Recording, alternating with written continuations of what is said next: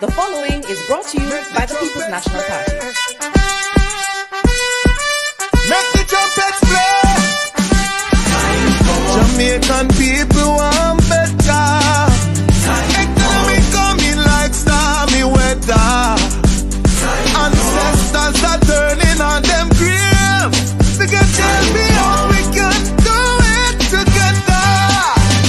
When we look at the future of precipice, we see Jamaica needs the vision of the PNC. People say the bag of promises, them can't carry go shop. And the crime rate getting higher, wonder when it does now come rest.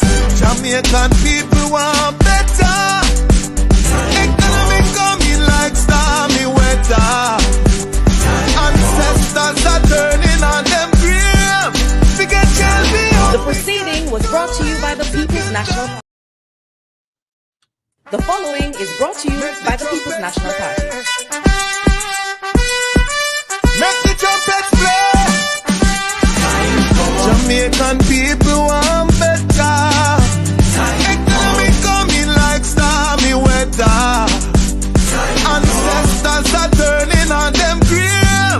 To get change beyond, we can do it together. When we look at the future of precipice, we see Jamaica needs the vision of the PNC. People say the bag of promises, them can't carry go shop. And the crime rate getting higher, wonder when it does now come rest. Jamaican people want better. Economy coming like stormy weather. Ancestors are turning on them grave. To get change beyond. The proceeding was brought to you by the People's National Party. Jamaica, your voice matters now more than ever. If you're 18 or older, make sure you're enumerated and on the voters list by the 30th of September. This is your chance to shape our future. Don't let it slip away. Remember, your vote is your voice. Together, we can make the change we need. For more information, visit markgoldingja.com/voters-guide. Let's do this, Jamaica. So why you come to me with that foolishness, you know? You elect a prime minister, and is a prime minister run the country. It is time we learn to hold our leaders accountable for their actions and stop making excuses for them. Stop making excuses. Otherwise, go elect the people who really run in the country. And I don't want the right side that stupid argument. Hold the people you elect accountable and stop making excuses for them. Hello, welcome. Happy Friday. Happy Friday to those in television land. Happy Friday to our silent supporters. Happy Friday to everyone in the chat. Hope everyone had a wonderful and productive week and looking forward to a restful weekend. Before we go into the program, I just want to send condolences to Mark Golding and his family at this time. We're praying for strength and hope that his mom will rest in peace. May her soul rest in peace. We want to say sorry for your loss to the Golding family, and it's really a loss to our nation because they have contributed so much to our nation. And it was, although she's gone, it was good that she just slept away according to what is mentioned in the paper. So may her soul rest in peace. Okay. All right. So let me just, the topic for today is JLP Systemic Corruption Turn Up with your host, Anne-Marie and Byron. And remember, guys, when you come in, thumbs up the live, share us out if you can. And if you new to the channel, please show us some support by subscribing. Sorry, guys, I'm so tired. I'm sorry. Let me just welcome those in the chat. Truck Life, welcome Marcia Mirage, Dorothy McCoy, Andrea Hunt, Sylvia Chambers, Beverly, Donmel, Evelyn Michael, Marco Legister, Anthony R., Loris Beckford, Creative Minds, Jeanette Letts, Jean Downer, Yvonne Johnson, Darren Wheat, Rennie Swaby, Freedom, Marva Dice, Abina Thardoki, Andrew Fisher, Freedom, Fitzroy Nugent, Yukal Allen, Beres White, Willie Dunn, Carla Ebanks, Francella Watson, Sam Allen, Duran Clark, Vandetta Kinglord, Derek Plummer, Deborah Cohen, Fortner Holistic Lifestyle, Jahyun D, sorry if I massacre your name, Pamela O'Connor, Yuna Vassal, Marco Legister, Dylan Harrison, Duran Clark, Elaine Turner, Anif Dawkins, Leonie Denton, Liza Woods, Bless Upon Herself, Angela 48349, Jamaican, Sonia Graham, Ransford Smith, Janet Jones, Real Black Woman, Fantasia Love, Evelyn Woods, John. Griffiths, Athew McCullough, Norma Ferguson, Nigel Armstrong, welcome. Venice Brooks, G. Angel, Kayani Mesh, Roger Bevan, Anila White. Welcome. Thank you so much for tuning in. Special Agent, welcome. Guys, I am going to try and keep up with the chat as much as I can. I'm not feeling so well. If I lose control as usual, I'll just give an umbrella welcome to everyone. Without any further delay, I am going to hand over to Baron. Hot off the press, welcome. Right. Bless up yourself. One love. SG, Michael Johnson, Blendon, Baron. All right. Yes. Yeah, bless up yourself, hot off of the press. Big welcome. Right, in the chat. And I want to say, again, a big thanks, to all the persons who continue to support us, right? And of course, that sort of energy, right, is just one family and we're moving powerful, right? That being said, we are definitely yearning for, good governance. Now, amid the Integrity Commission investigator report, what we have seen revealed, right, is really shameful as it relates to where the Prime Minister concerned, right, and caught up in such a situation. Now, I can say, right, it's not looking good for the Prime Minister and his administration. And so then, this is a situation that keep on unfolding in front of us, and it is alarming, right, throughout the globe. I mean, it is what it is.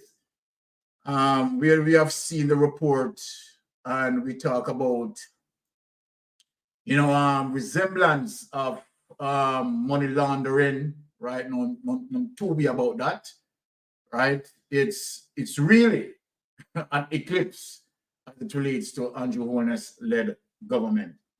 That being said, I want to again speak on to the fact that, of course, we have really a shining candidate in East Portland, right? None other than Isaac Buchanan, right, will be representing the People's National Party in East Portland.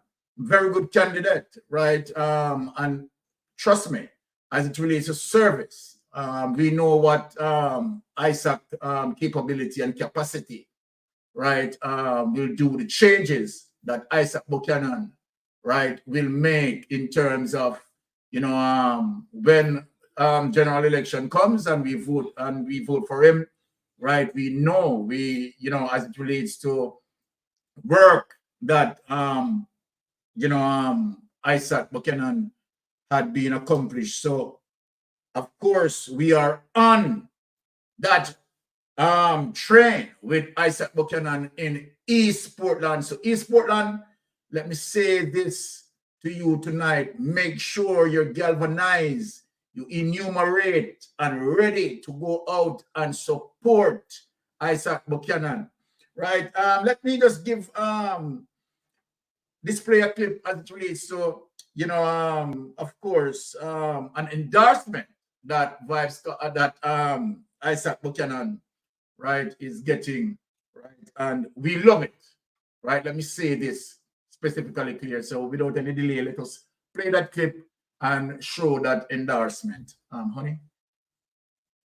All right, let us get into it, starting the night with that energy, of course. All right, so Portland Eastern, remember, if you don't have a vote, you don't have a say. So enumerate today. Isaac Buchanan, the right man for the job. Remember, him now go thief and him now go rob. East Portland, Buchanan is running. I thought I told you that the comet is coming. Don't? Oh, I'm out. All right, take it away. All right, remember, right, to support Isaac Buchanan. And that's what the man said, right? Guarantee that you will have transparency, right? Integrity, honesty. That is what matters. And this is why we are here tonight, right? To ensure that we hold the government accountable. Now, my, you know, ladies and gentlemen, and persons, all the persons here on locally speaking and in the diaspora, we have some persons, you know, pretty much concerning about FID as it relates to, you know, FID having the capacity to deliver what needs to be delivered as it relates to the investigation. Let me assure you that FID is competent enough. I am going to take you and, you know, roll back the curtain as it relates to FID investigation, and we are going to now get back into SSL tonight because that is very important. And just, you know, as it relates to the Integrity Commission investigation, and I always defend the Integrity Commission investigators, right? Always defend them because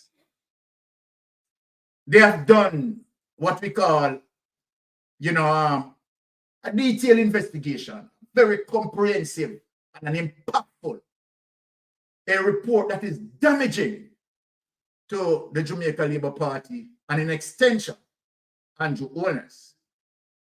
Now, I am telling Jamaican people, right, that FID will be doing an excellent job, and I'm going to show proof why FID is going to do an excellent job. This program tonight, I want all of you to bear in mind, for who have pen and paper, there is one question that I am going to ask.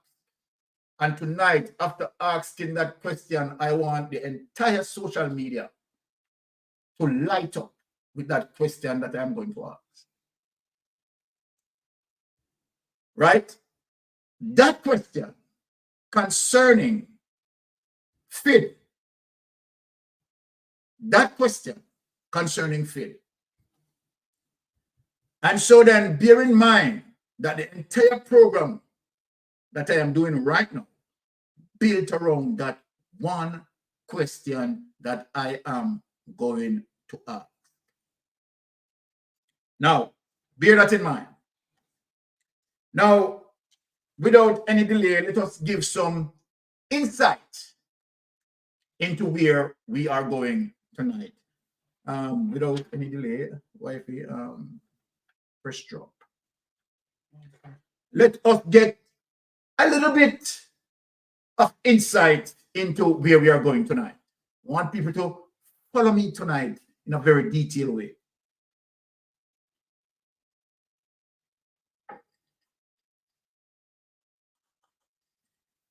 Did I write anything beside that? Okay. All right. Clip is coming up. Now, the other transaction which concerned me was the one where the account was opened at NCB. It was opened with no money in it. And I didn't know you could open an account with no money in it. A couple of days later, there was a deposit of a little over $143,000 US, which came from SSL.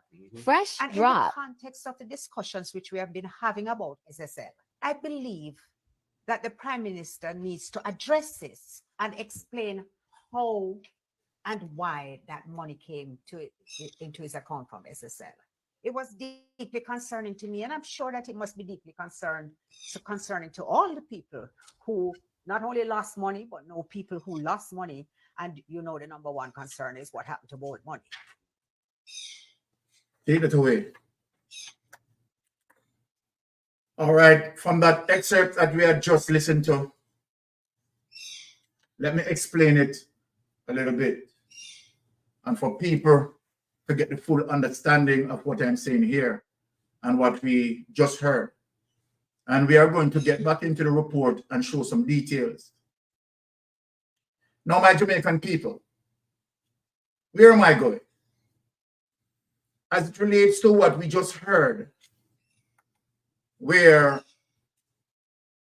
143,000 US dollars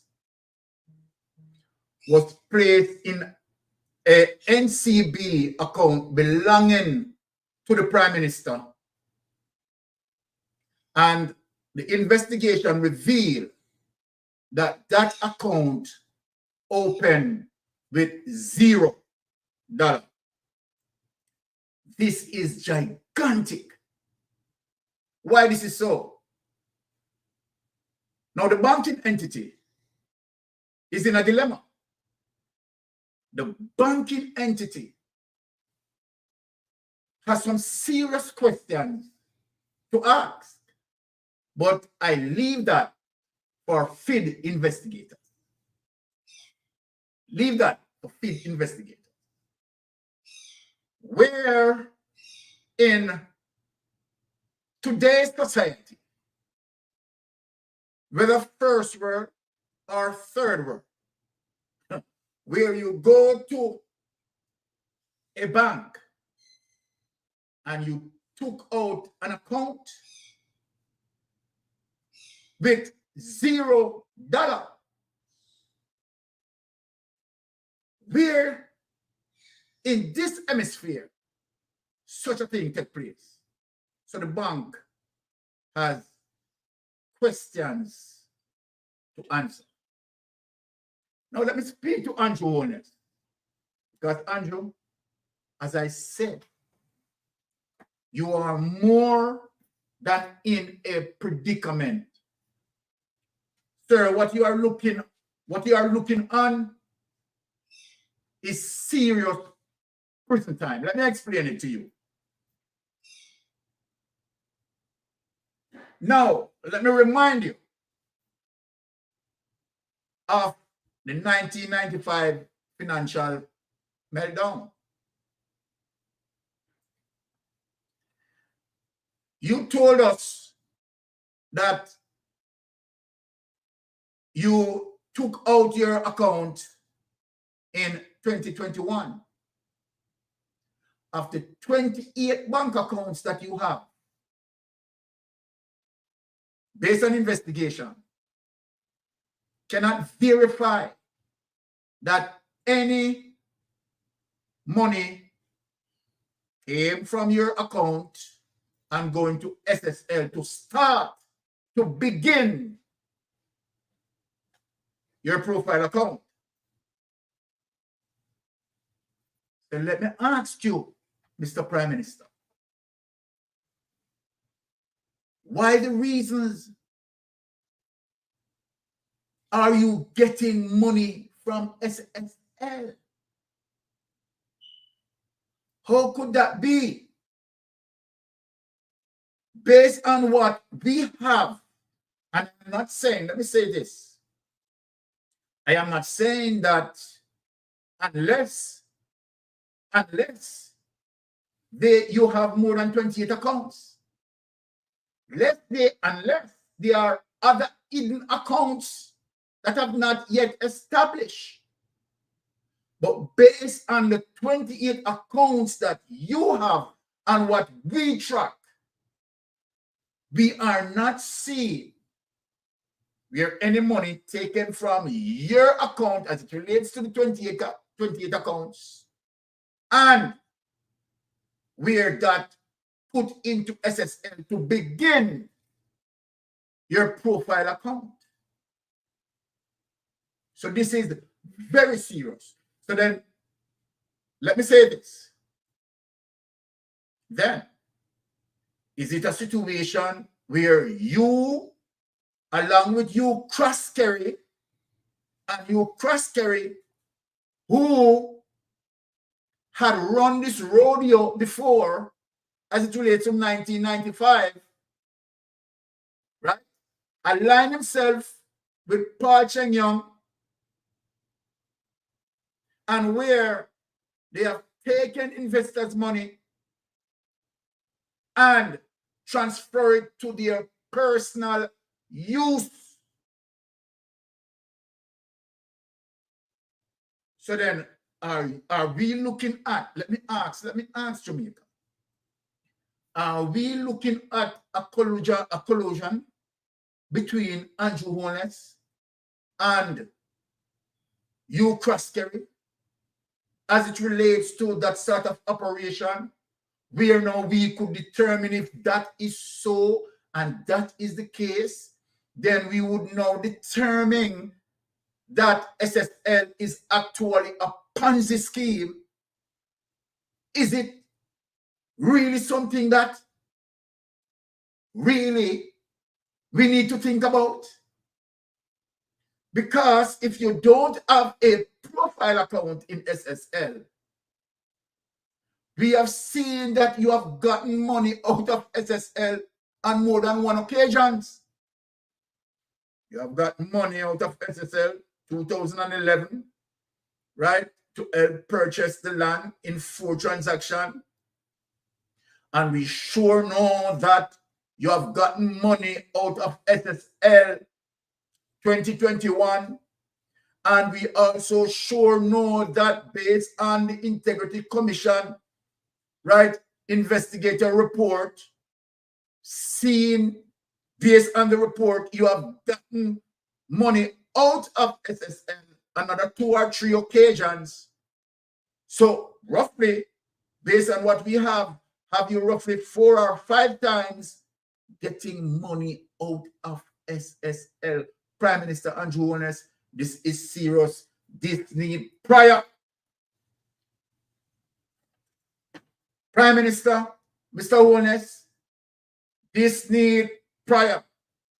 And as I said that this needs prior, without any delay, you have to go down in sackcloth and ashes for us. Without any delay, honey, please play this clip. Because this needs prayer. This needs prayer. And we are going to get into more deeper waters. So let us hear from Andrew, realizing, before you play, Tony,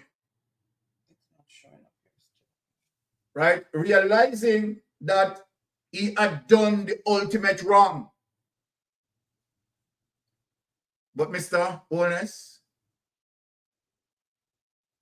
it appears as if you want to take it to the Lord in prayer.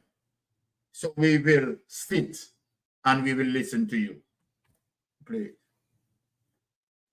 We will sit and listen to you for a while. You can pray wherever you are. You can pray in your home. You can pray at your place of work. You always pray for your nation in the church.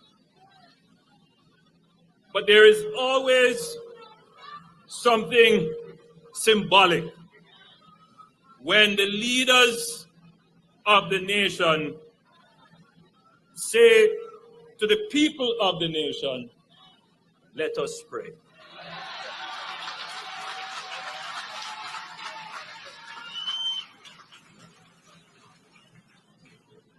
I want it to be known that this is not of my hands, that I am a follower, that my heart has been moved to support this initiative because it is a good initiative.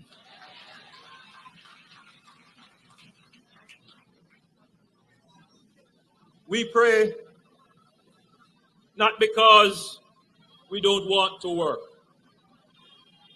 We pray because we recognize that our work, our own efforts, will never be good enough.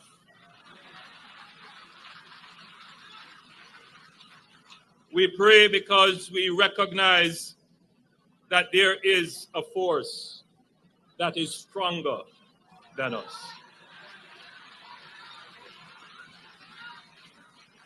We pray because even the mightiest warrior in the midst of war, hoping for the victory, turns his head to the heavens and asks for God to let the sun stand still so that we can win over the evil forces.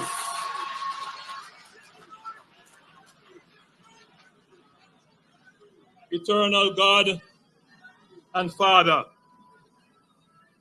we worship and exalt your name. You are God above all gods, governments, institutions, the church, and above all of us.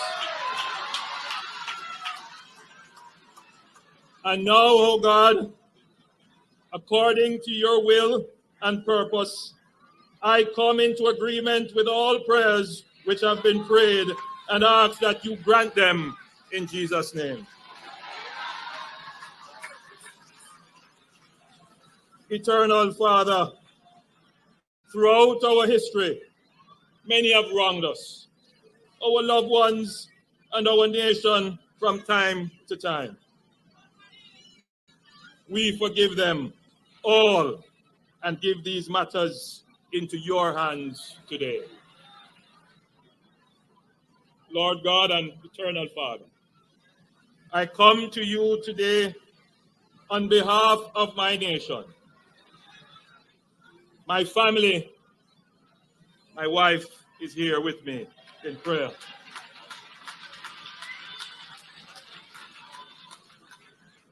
And every family and person in Jamaica. I come as Prime Minister of Jamaica on behalf of myself and all leaders of the state and their various administrations, staff, operational arms, and their various agents and agencies. Lord God and eternal Father, I come acknowledging that we have sinned against the people of Jamaica. We have sinned against our fellow man. We have sinned against our family members and relatives. We have sinned against our neighbors, strangers and visitors. We have sinned against the children, the youth and the unborn.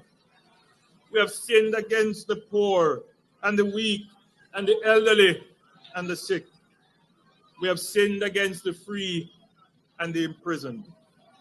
We have sinned against those in the care of the state, including the children, the mentally ill, the elderly, the prisoners, and others.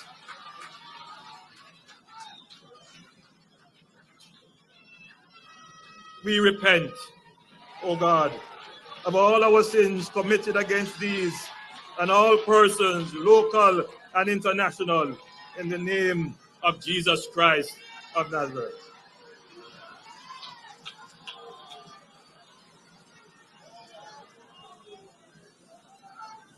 I come on behalf of all the political leaders, government and opposition.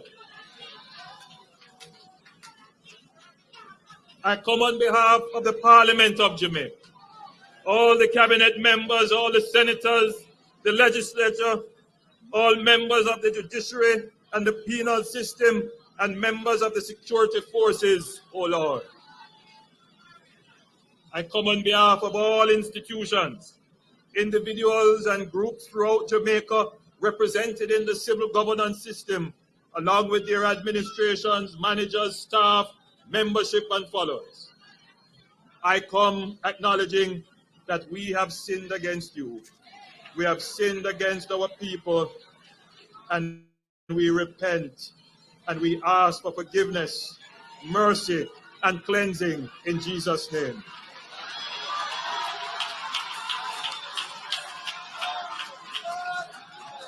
Hear our prayer and forgive us of all sins in Jesus' name. Lord, I come to you on behalf of every Jamaican here in Halfway Tree Square, every Jamaican throughout the land, and every Jamaican in the diaspora. We hereby seek your face and turn from our wicked ways, asking for your mercies and forgiveness for our sins, and seek by faith and by choice to humble ourselves in your sight, acknowledging our sins individually and collectively. We now take responsibility for our sins as we come to you. Grant us grace to obey you in Jesus' name. Amen.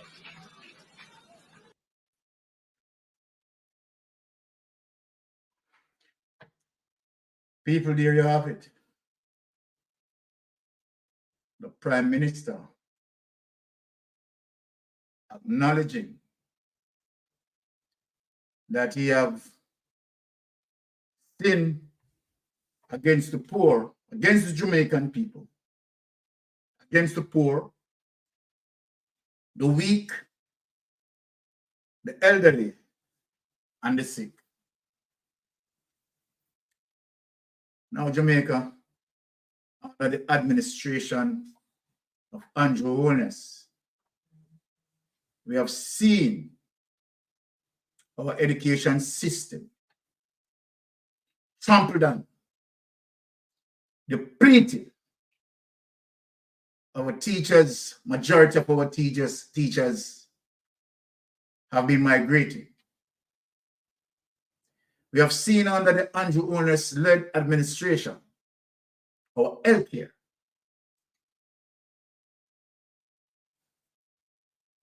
when we look at these atrocities that Andrew Holness administration mete out to the Jamaican people, he needs more than that prayer. I can tell him that. Let me remind us all that our national debt is $2.3 trillion. However, we cannot be accounted for under the Andrew Holness administration. $1.7 trillion cannot be accounted for.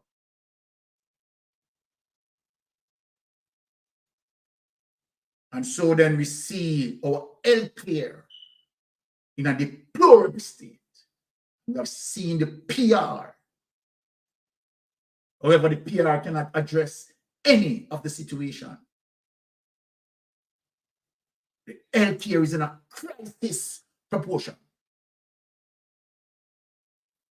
But in spite of that our education system being deplorable, our healthcare system is at the uttermost waste. The office of the Prime Minister also involved as it relates to not able to account for millions of dollars from our treasury. Millions of dollars, billions of dollars. The Cornwall Regional Hospital, and let me say this to all of us, because we're going to move in deep waters tonight. The PR around Cornwall Regional Hospital, they know that the Cornwall Regional Hospital cannot be remedied after spending $21 billion. When we look on the 1.7 trillion that have been lost, three ministries involved. Three ministries. Let us name them. The Education Ministry. Now, but look on the audacity of the Andrew Holness-led government. The main perpetrator who damaged our education system, Rural Reid, has been now running around and campaigning with the Prime Minister. What does that say? What does that say, people? He has no care. He has no compassion. So then when we hear him praying, those are words that candid in the wind. Those are like the seeds that throw amongst thorn and not on solid ground to bear fruit.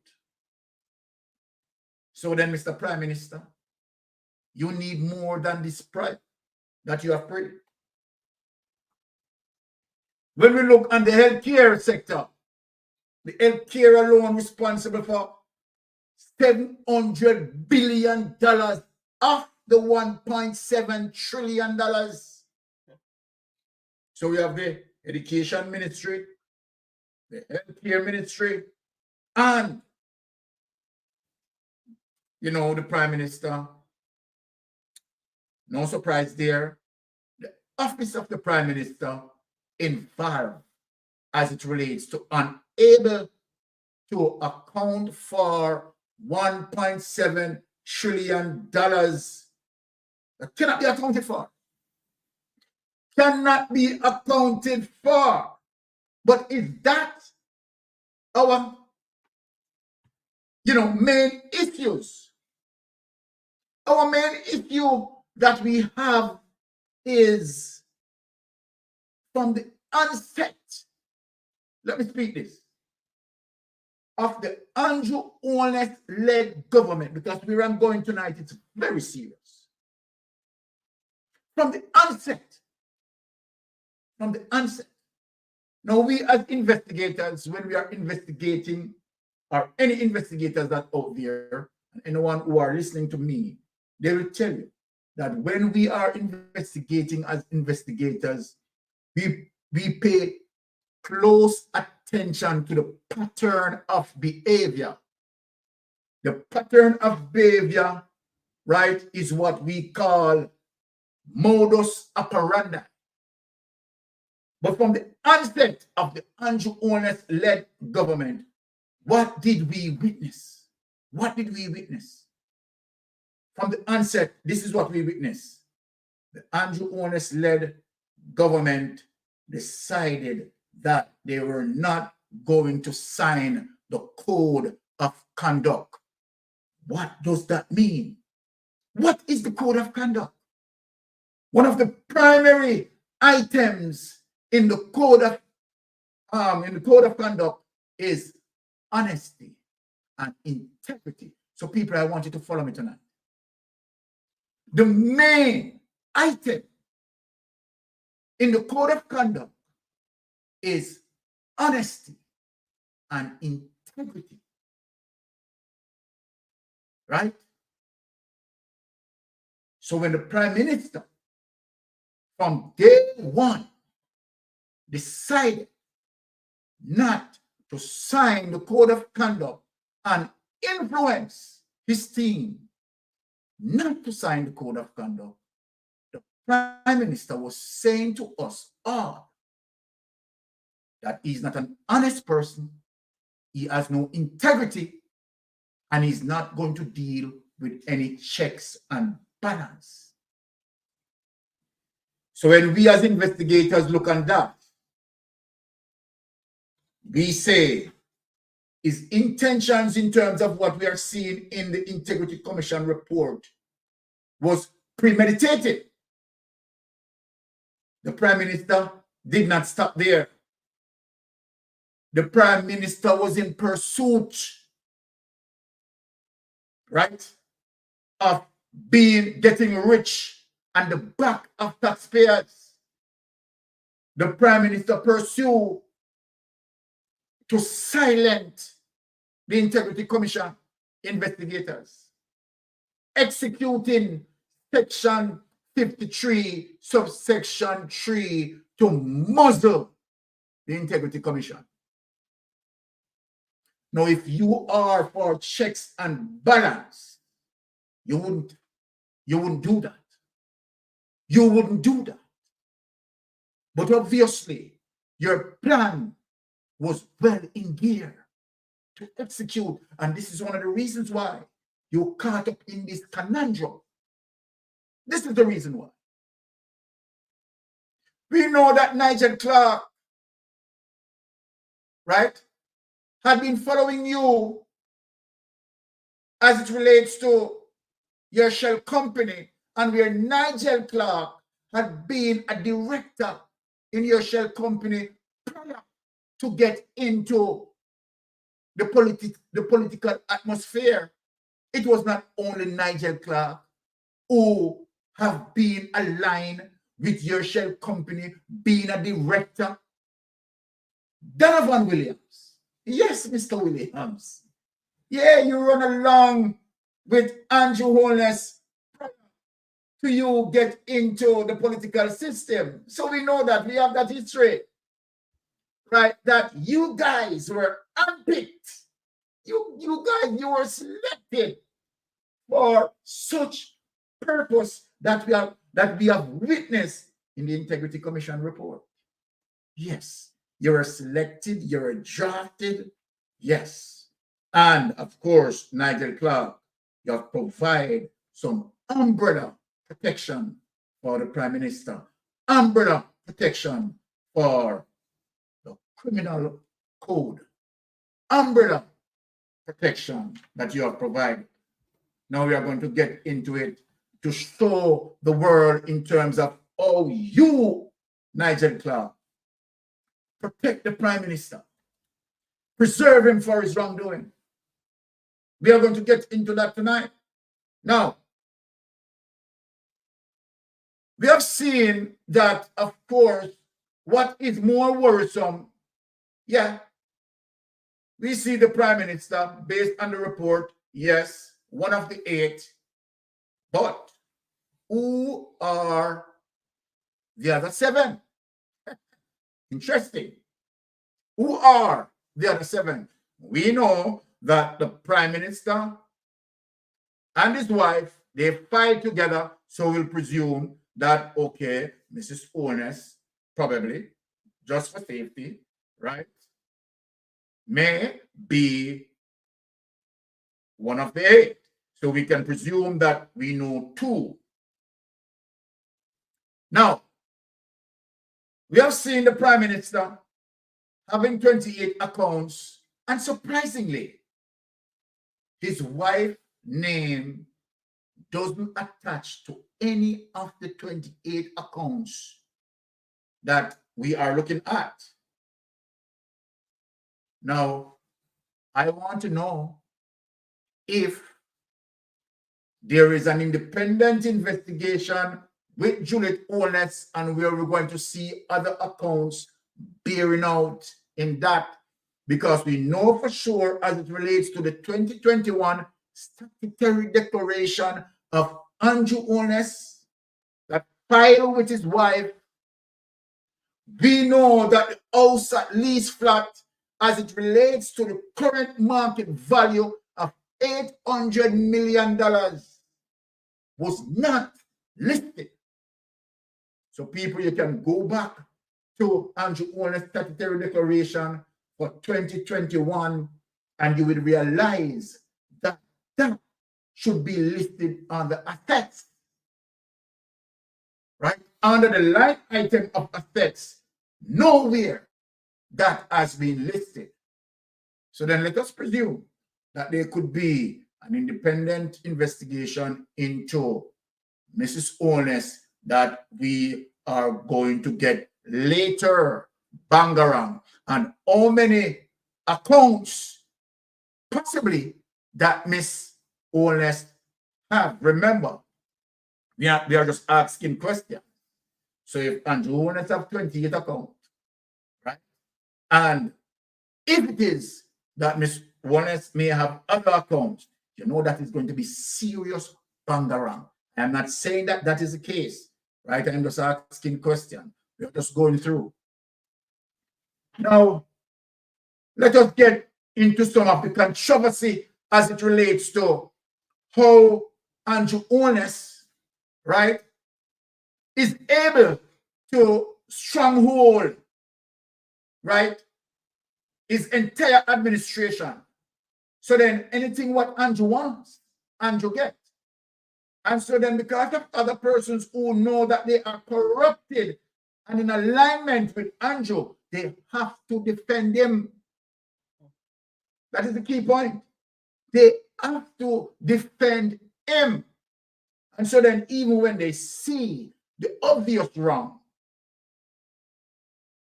they are going to be biased, right? Because the possibility of their involvement. They are going to love him. They are going to hug him. Why?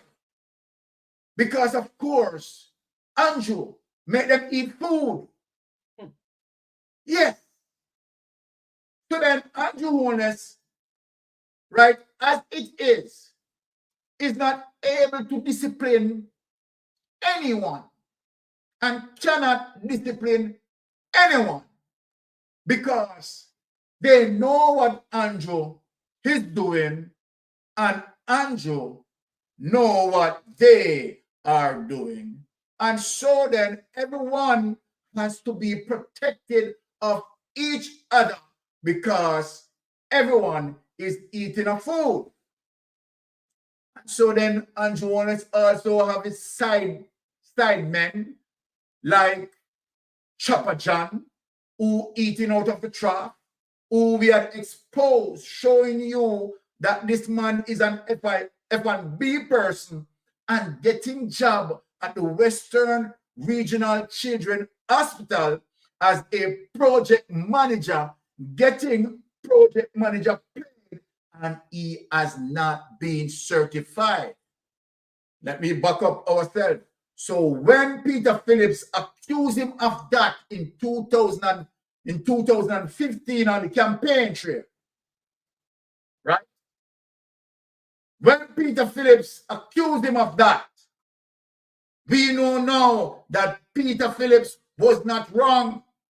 And we know now that all the accusation that came from Peter Phillips, then we are living to see all of them revealing today as it relates to Chopper John. Now you're going to tell me, let me express this so that people can understand. You have persons who have gone through the university, who have studied hard, paid their money, right, to become a civil engineer, and it is so unfair to them that those persons, the technocrats has to now look on Chopper John doing their work. And Chopper John did not study for that, has no certification in that.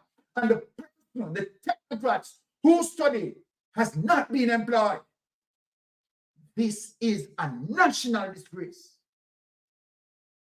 This is what we are talking about. When we talk about corruption, nepotism, cronyism, and skullduggery, this is the Andrew Holness-led government. Now, if I am coming to Jamaica, and when I take that airline, and we know that Mr. Donovan is a barber, and I see Mr. Donovan in the cockpit, I am coming home.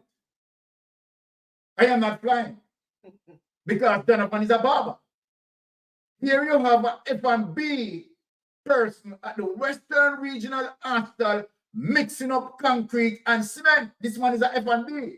Have no certification in civil engineering or architecture. But yet, this man is getting paid as an engineer. These are the corruption that we're talking about. And so then, we have seen where, of course, situations like that is many of them as it relates to the Andrew Holness-led government. And so then we see breaches of the procurement rules, the procurement guidelines. Now, let me give Jamaica another drama. Let me give the world another drama. I want the world to look inside of Jamaica. When you see $700 billion, $700 billion cannot be accounted for in the health sector while people are dying. People cannot get beds to lay on, medication, you name it. The appropriate medical gadgets are not in the system. And guess what? $700 billion unaccounted for. And let me tell you how the gap created. So the permanent secretary for the Ministry of Education, where all accounting data pass through, the permanent secretary would have known everything from day one. You are going to tell me that from the time you took over power, from 2016, the permanent secretary realized that the appropriation account that's supposed to file each year, people listen to me, the appropriation account that's supposed to file each year that will explain expenditures and so forth, wasn't filing. And the permanent secretary sits there. Tufton sits there. Nigel Clark sits there because Nigel Clark, you know this, you are the Minister of Finance. You have to sign off, right? Your signature has to be there before anything goes to any of the ministries. Your signature is significant. And you are going to tell me that the man with the brain, the man with the PhD, did not realize that the appropriation account from 2016 up until this point has not been submitting, and you live with that. This is how you care for Jamaicans. This is how you care for Jamaicans. Andrew Holness, this is how you care for Jamaicans. But guess what? No, you wanted the gap to exist. You want the gap to prolong. Because in that gap is where you make the food, is where you yam a food, because you don't have to explain. There is no track, there is no checks and balance. Because the appropriation account, the appropriation report is not being submitted, no checks and balance to check anything. And Andrew Holness loves that. Tufton loves that. Nigel Clark loved that. So then, let me ask the question before it come out, because at least you hear it on Mystic Sensation. Nigel Clark, Tufton, are you a part of the illicit 8? I wouldn't be surprised. So let me ask that question from now. Right? Now, let us show you the core corruption of how they're willing to back the Prime Minister in his corruption. Without any delay, let us go get to the clip. Which one? Okay. All right, let us bring up to show, right? I didn't write anything beside it. No. Okay. Let us show that, to show how they decided to dine to death with Andrew Holness's administration. Let us show the people. And ask FID for information. Why is it submitting a report now and then asking us to recommend to the FID? It has a MOU with FID. And before it submitted this report, why didn't it engage the FID and the TOJ, which within its mandate it can do? And it seemed to me the question may well be asked, why was this report submitted to Parliament at this time? After 3 years, it had, during that period, done 3,800 investigation of transaction, investigated according to 28 bank accounts. The IC itself has done a comprehensive report. In addition, it reported that it had an international expert for 6 months. And the international expert has found nothing. And what you have here, Mr. Chairman, is a report that has not implicated the Prime Minister, the substance of this report, in any material way. What this report has done is to leave nothing but speculation from page 1 to page 171 of its report. It had come to no conclusion.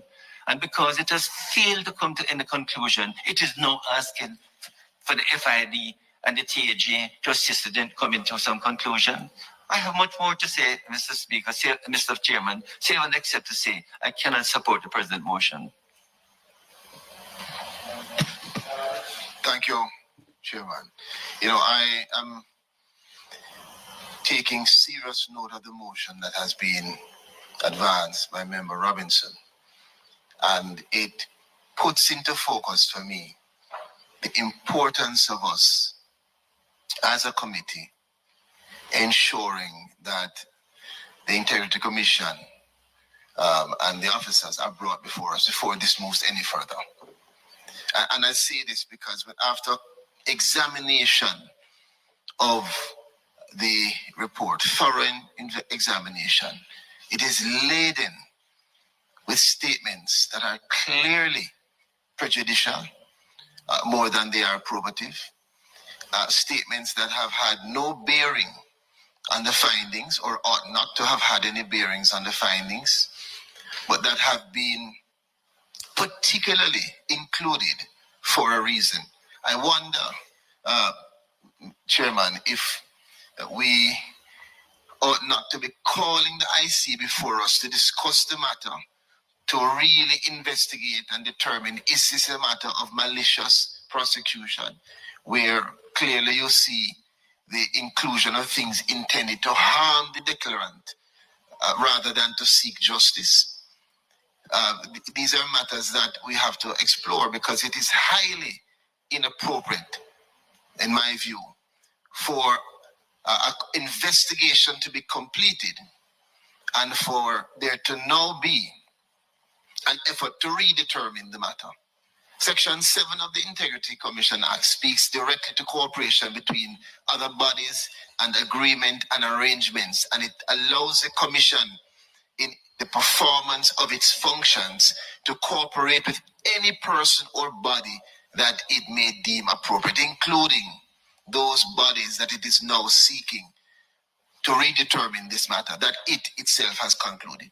It's either that the IC is turning against itself, or that you have a situation here that is exposing itself as being a matter of corruption. And I must tell you,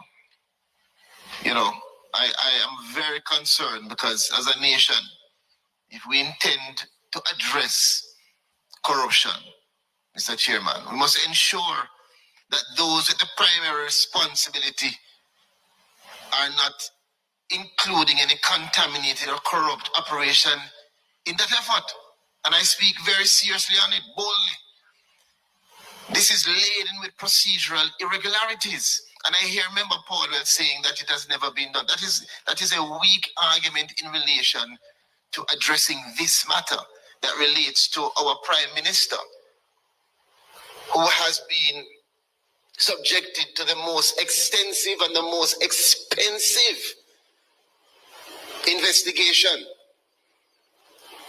And we must be very clear in ensuring that as a matter of law and... Now, let us take that away. Let us take that away. Now, my people, to be honest, I am not even going to pay any attention to Colonel Charles Jr.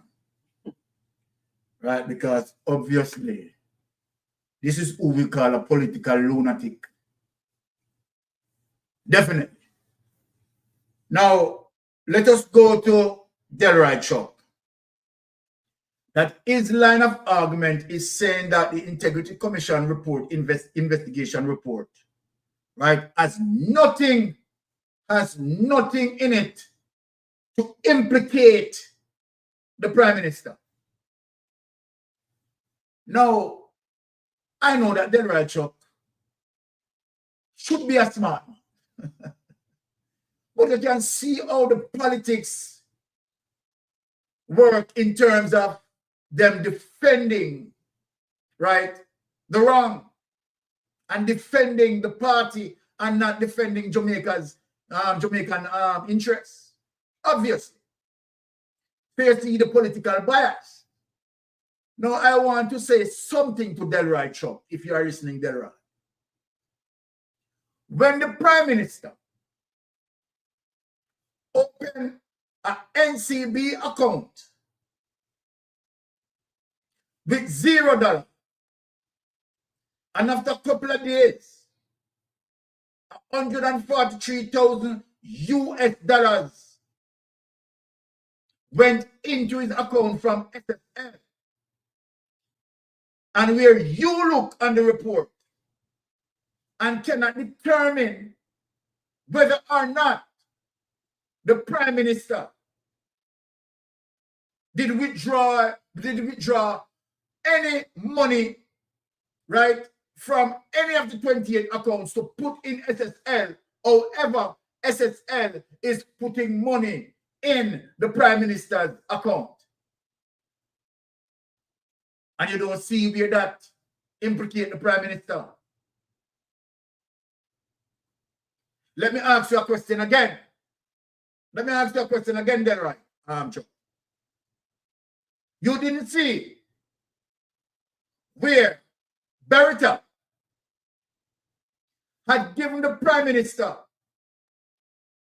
a $50 million loan,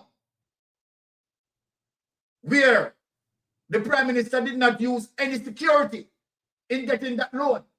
Delroy Chuck, let me ask you this question. You didn't see that, Delroy Chuck. Did you see or you did not see that? Where Beretta had offered the Prime Minister a $50 million loan without any security. You didn't see that. The reason why you didn't see that, that is the reason why you people sit on the FinSac report. So you're not going to see that. You're not going to see that because that is what the FinSac report addressed. And you're not going to see that, and that is one of the reasons why you guys are not releasing the FinSac report, because same thing what Andrew Holness did in Beretta, getting the $50 million loan. Let me remind you, it is the same thing Dan Crawford did with Edward Seaga, giving Edward Philip George Seaga millions of dollars without any security. Very same thing. And Edward Siaga said he didn't remember that he getting a loan.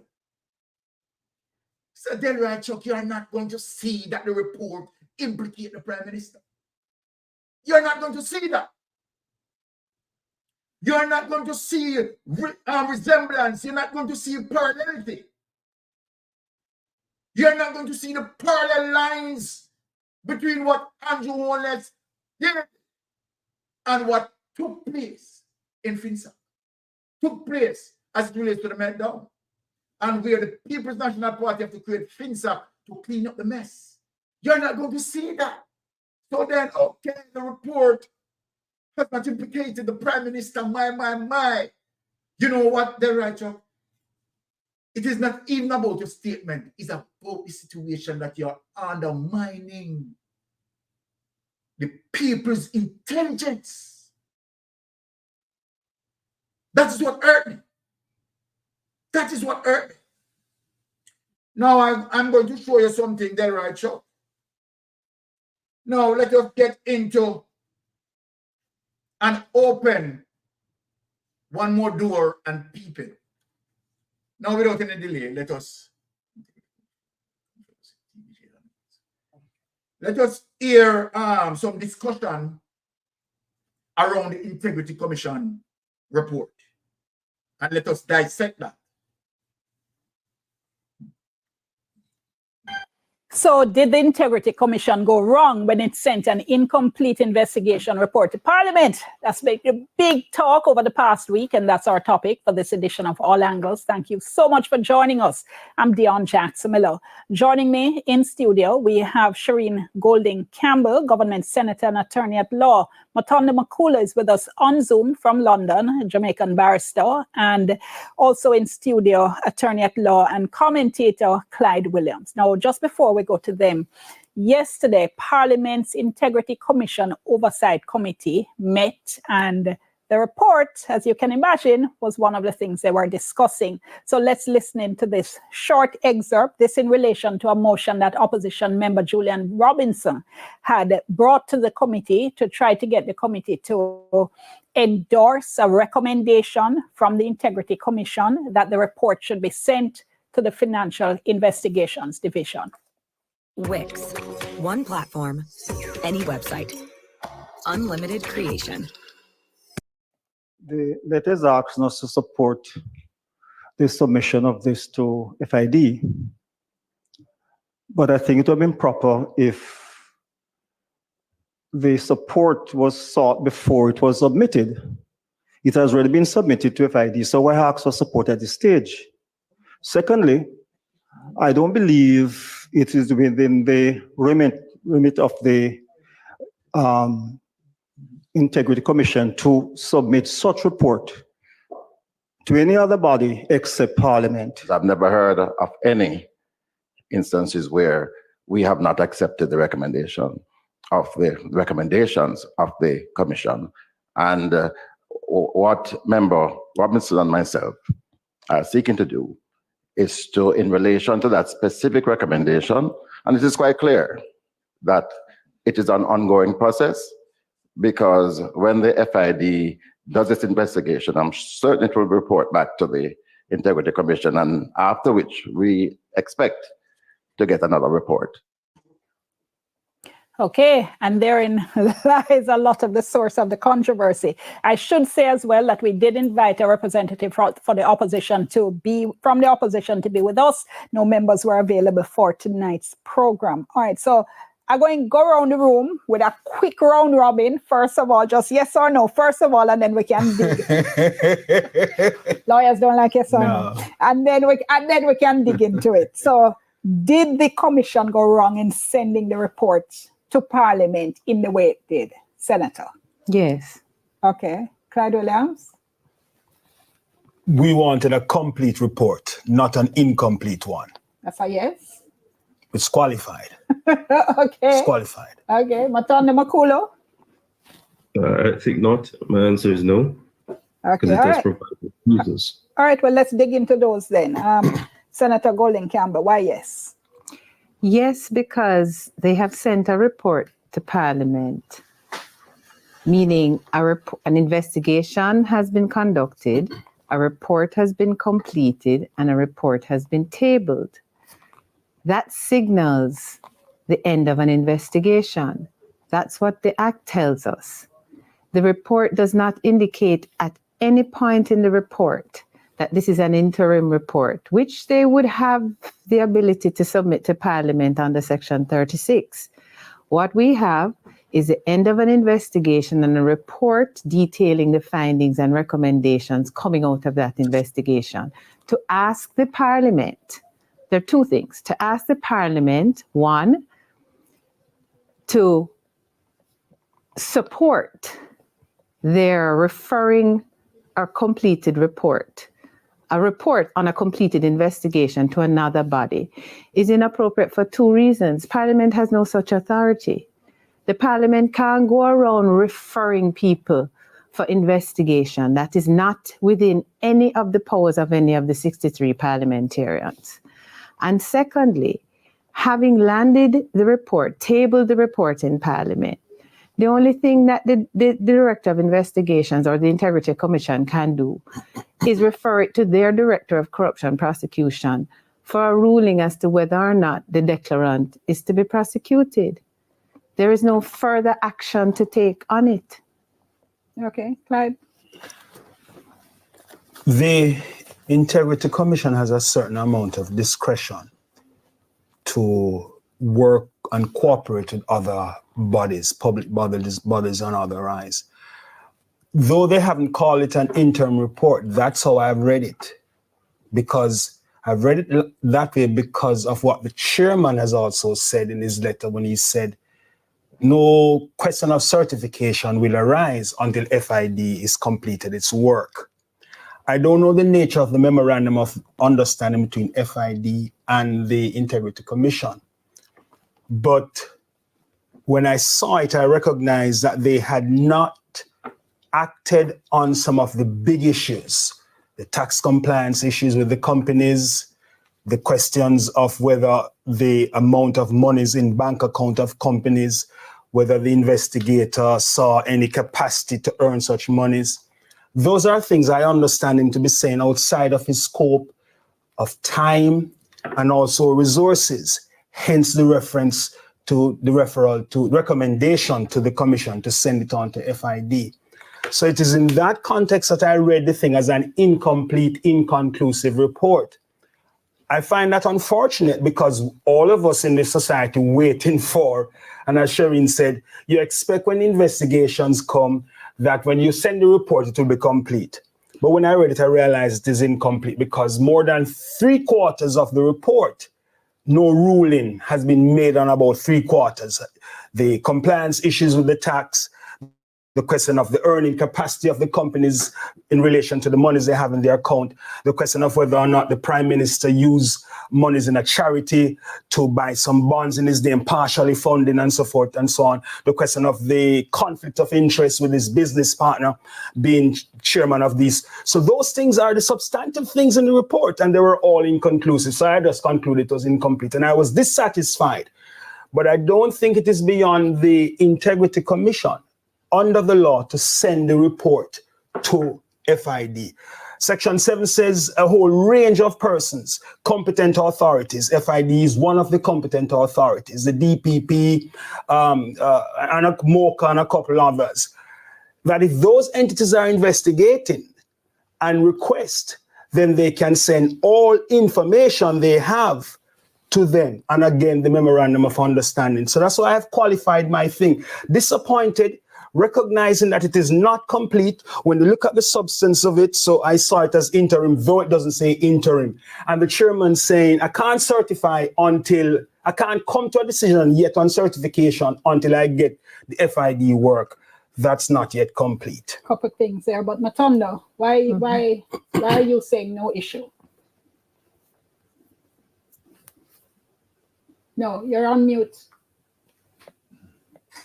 I tell you what, hold that thought for me. I'm just about at the break. So let me take the break and then we'll pick up with you right after the break. You're watching All Angles. We're back in a moment. Right. Okay. Now, let us take it away, folks, because obviously they are not going to return. So we are going to break it down here. Now, Shireen, right, the female lawyer, right, is definitely wrong. Definitely wrong.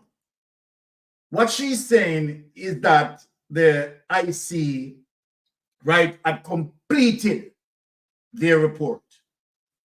And so then it should be end there, right? And the ruling from the corruption prosecutor is final. That's not true. That's not true. So I am in agreement with Clyde Williams in terms of what Clyde is saying.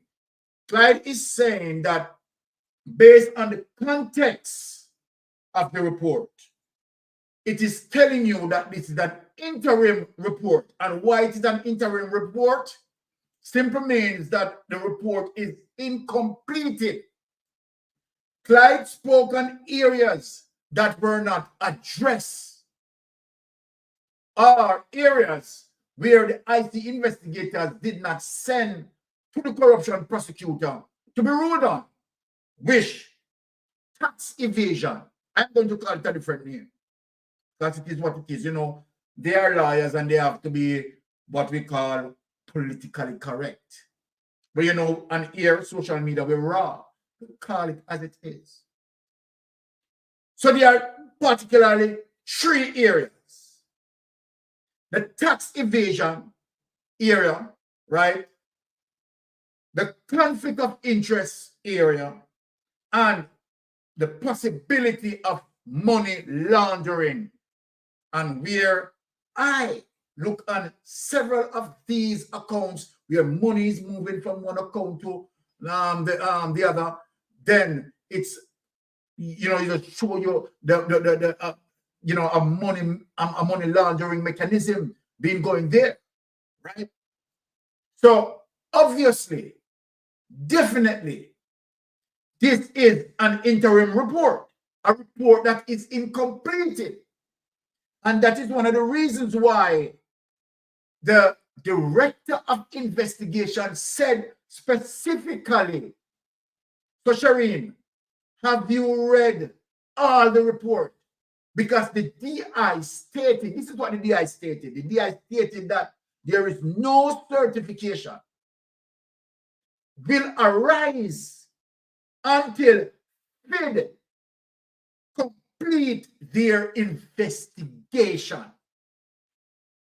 So by the director of investigator saying that, he is also telling you, Shireen, that the report has not been completed. The investigation is not being completed.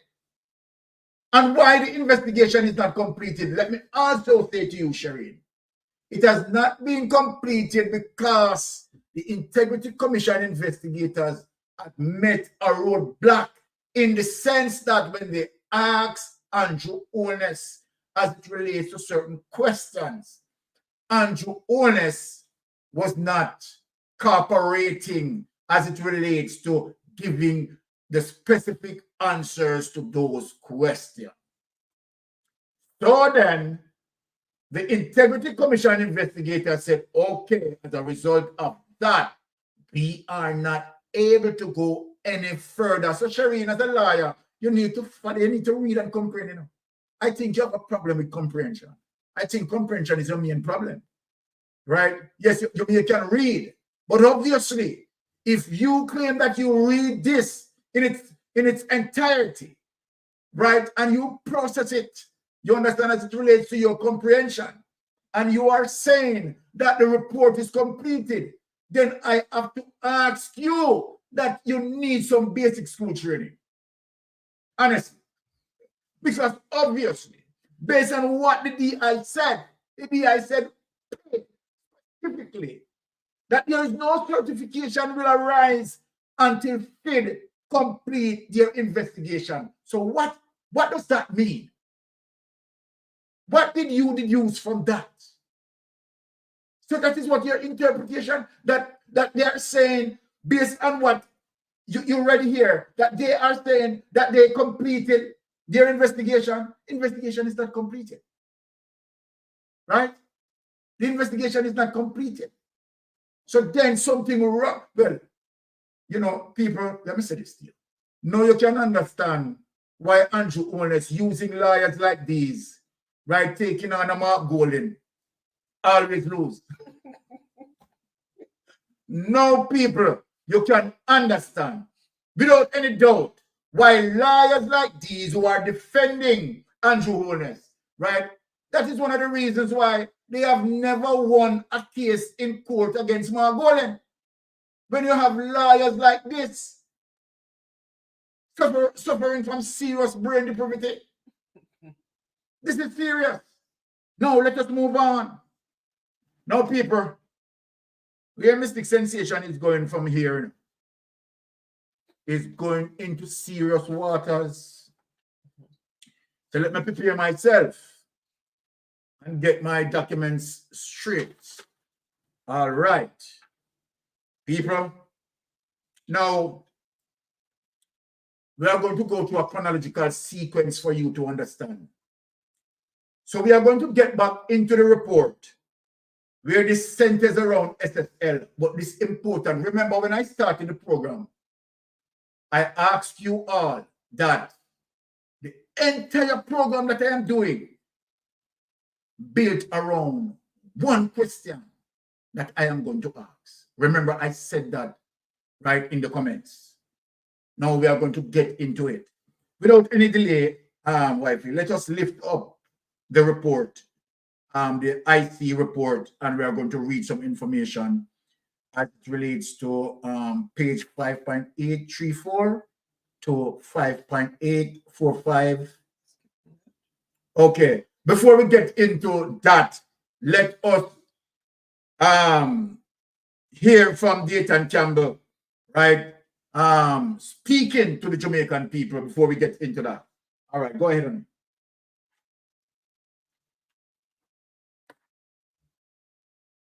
Because I really want to get into that report. I didn't even see that too.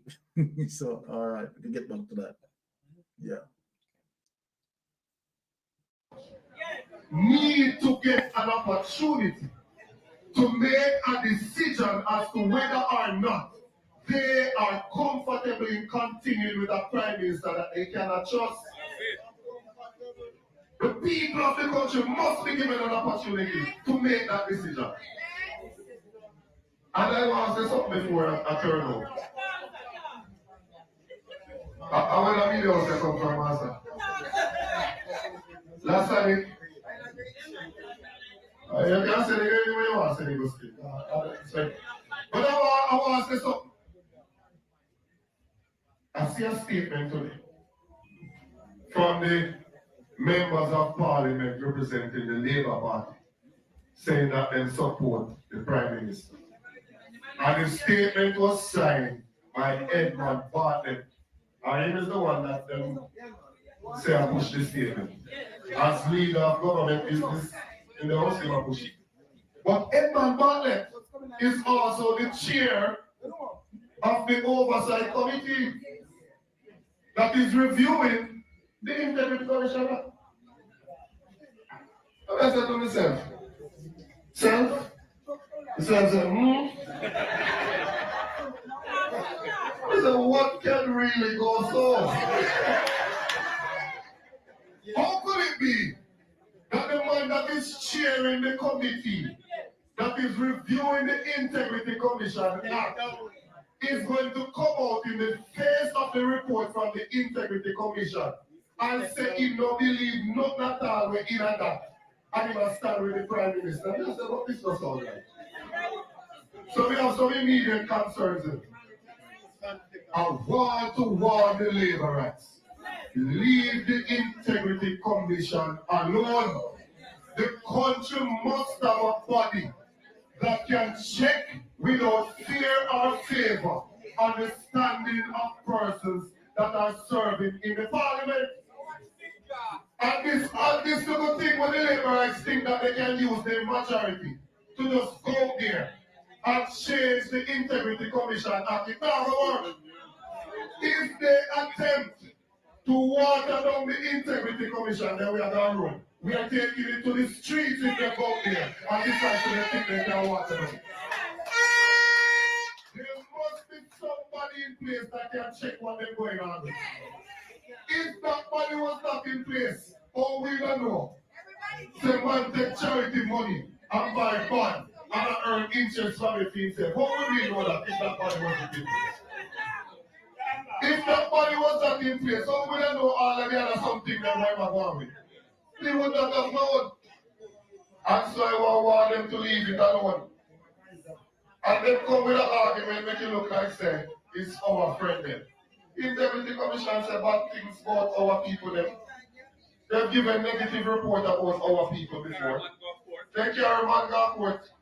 The former MP for North Carolina, they carry go court and they have to pay $250,000. They've done these things before. So it's not about friend or favor we're talking. What we want is for the country to run with some level of accountability and some transparency. And finally, comments. I know that when you look for a conference Sunday, you know so you feel good. All right. Take it away. All right, people. That being said, we are now going to get into the art of the investigation. But let me guide the people before I, traverse there. Now, one of the reasons why that we are going to dig this, right, is to highlight that the FID, right, is a competent body, and that the FID is going to deliver as we expect them to. Now, for persons who have any concern as it relates to, the FID, if the FID is going to deliver, well, when we go through what we are going to go through, you are going to realize that the FID is competent enough, have the scope enough, the capacity, the range, right, to deliver, because they had delivered before. Now, and I am going to bring the document as proof to show that the FID is going to do the work as it relates to further investigating Andrew Holness, and the FID is going to get to the source. The FID is competent enough, and we are going to show that proof tonight. Also, what we are going to show is some complicity with Nigel Clark, right, where SSL is concerned. And so then that is one of the reasons why, right, we are going to get into the report. Also, we are going to show the systemic corruption as it relates to how the criminal justice system is also corrupted and making every effort in hiding the truth from coming out. This, what we are going to do, is going to establish all of that. Without any delay, let us dig in and bite it. All right. Let's get the report. Let us dig in and bite in.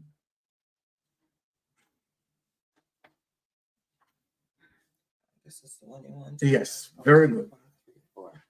Okay, so there it is. Let us dig in, my people, and bite in.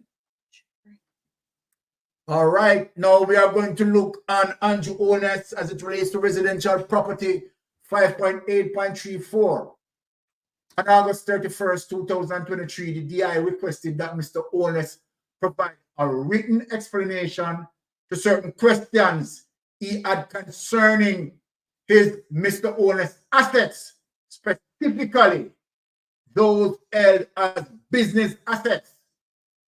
In his response of September 29, 2023, Mr. Holness addressed the assets of Imperial Attached to Mr. Owner's response was a letter dated March 6, 2023, which he submitted to the chairman of the Integrity Commission. In this, he stated the following, open quote, this is what Mr. Owner stated. A detailed breakdown, including description of property, plant, and equipment. The asset described under the heading property, plant, and equipment is a residential home at number 1 Shenstone Drive.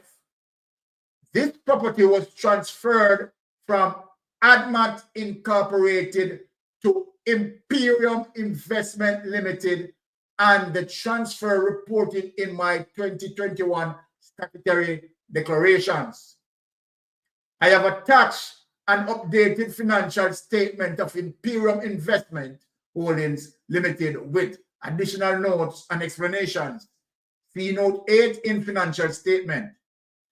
And 5.835, an examination of the audited financial statement provided by Mr. Owens and Imperium's auditor, McKinley and Associate for 2021 indicates the ownership of residential property of undepreciated value of $86,318,081. A similar representation was made by the reference auditor's Imperium audited financial statement for 2022. The audited financial statement provided to the DI by Imperium Company Secretary, Mr. Donovan Williams. Now, people, this is interesting. Remember, I told you that Donovan Williams was also involved as a director in Andrew Owens' shell company. Now, this is a revelation again into the report. Mr. Donovan Williams also had a similar indication in respect of the property in question. The aforementioned indication respecting the residential property was confirmed by evidence obtained from the duly authorized officer at the National Land Agency, hereafter referred to as NLA. The property was registered in the name Imperium Investment Holdings Limited on November 10, 2021.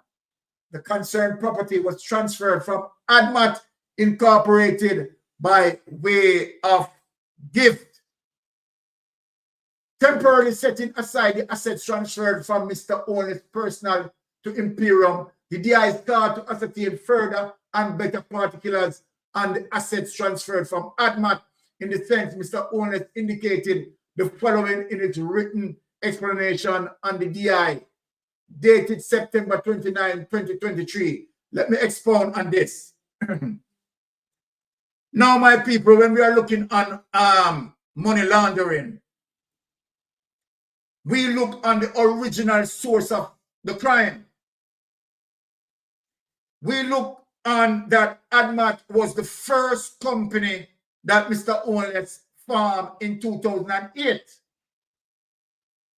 And so then that company was formed in St. Lucia. That in itself would avoid certain investigation. Now, let me make people understand. What it appears as it relates to the illegal awarding of contracts and all those monies, you understand, being now put into ADMAT, and where ADMAT is now buying up these properties, right, based on my subjective comprehension. I want people to understand that, right? Now, bring up the document. Let me read that before I go on. I just want people to understand where I'm coming from, where you see all of this. So you see where ADMAT, right, being buying up these other entities, right, these properties, right? This is what we're calling about as we talk about layer and washing of certain money. Now, financial assets, 5.8.37. Temporarily setting aside the assets transferred by Mr. Owens personally to Imperium the DI start to ascertain further and better particulars and the assets transferred from ADMAT. Right?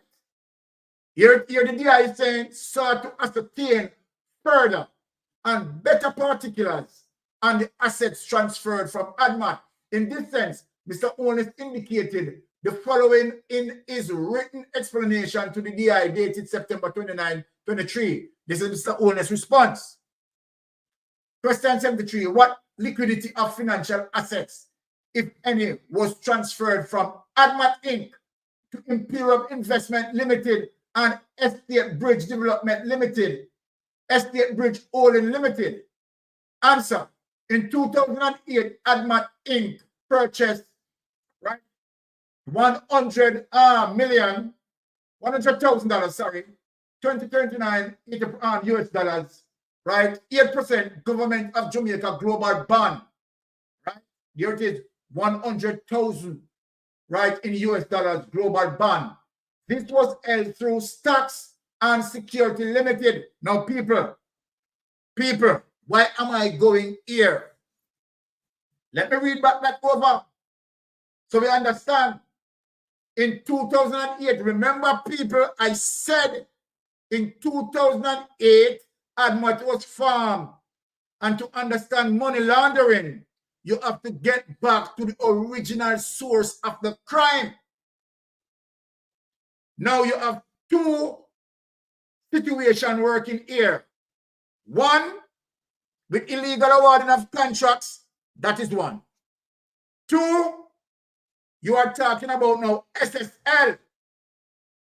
How SSL come in place, what happened into SSL, and how SSL money is moving out of SSL to facilitate Mr.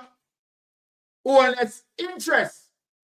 So I want you to understand where we are talking about when we're talking about layering and money laundering. Answer, in 2008, and this is what it seems like, let me say that, right? Because remember, right, he has not been charged, he has not been put into court. I am only giving my subjective opinion. Let us go back. In 2008, ADMAT Inc. purchased 100,000, right, US dollars, 8% of Government of Jamaica Global Bond. Now, this was held through Stocks and Security Limited, right, and reported on my statutory declaration since then. The bond makes coupon payments twice yearly in March and September. The bond was sold in September 2021 after the final coupon payment for the year was received. The total proceeds from the sale of the bond. Now, people, look at this now. From the bond and coupon payment was US dollars $143,030.59. It should be noted that ADMAT Inc. is a private company in which I had controlling interest.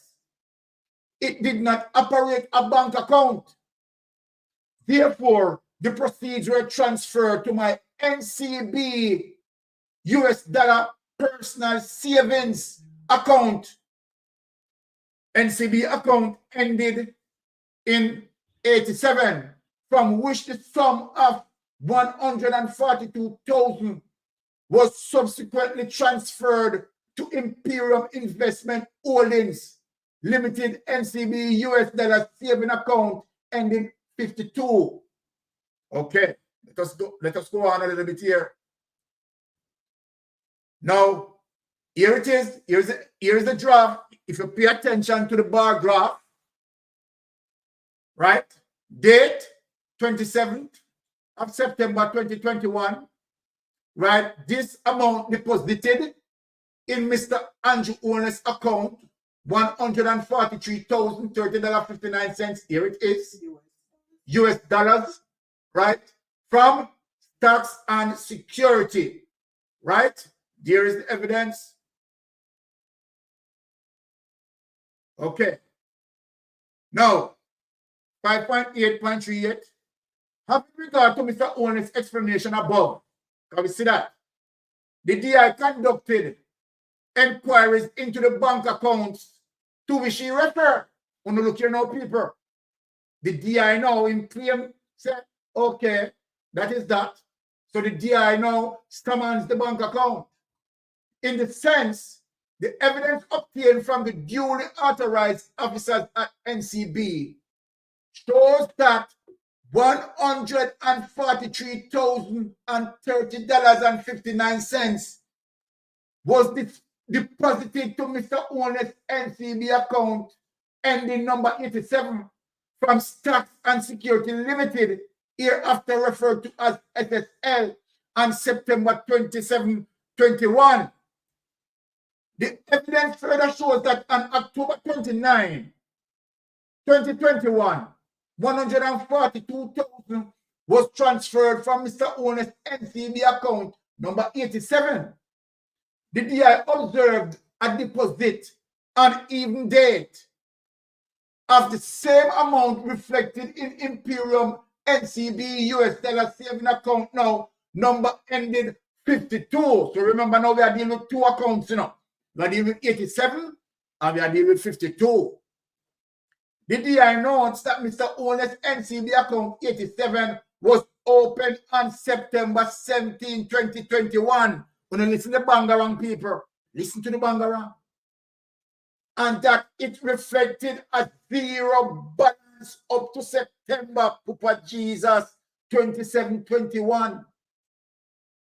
When the deposit of $143,030.59 was made by SSL. Only hear that, people.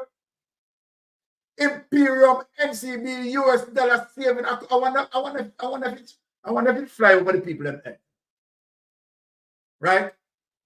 I hope it not fly over the people in there. I'm going to go back over it. The DI notes that Mr. Owen's NCB account 87 was opened on September 17, 2021, and that it reflected a zero balance. So, people, what this means, let me tell you why I said. The man opened an account in an NCB with zero balance. So, that right, Chuck? That right, Chuck? I will press this. I will press this for your Prime Minister, do you? Zero balance up to September 27, 21, when the deposit of $143,030.59 was made by SSL. Imperium NCB US dollar saving account bearing number 52 was opened on November 5th, 2020. On a year now, people, with an opening balance of $250 US prior to the deposit of $143,030.59. Imperium NCB US dollar saving account bearing number 52 reflecting a balance of $28.41. The DI inquiry further revealed that between November 4 and December 14, 2021, the funds in Imperium NCB US dollar saving account bearing number 52, accepting $27.15 were converted to Jamaica dollars and transferred in tranches to Imperium NCB Jamaica dollar saving account number 66. Imperium NCB Jamaica dollar saving account was opened on November 5, 2020 with an opening balance of $100,000 deposited by Mr. Owen. An analysis of the account for the period November 5, 2020 to December 2022 showed the following. All right. Now, here is the deposit and withdrawals, right? And year-end balance in 2020. Deposit, right? 6,838,650, right? Withdraw, $369,888.49, right? Year-end balance, $6,467,758.18.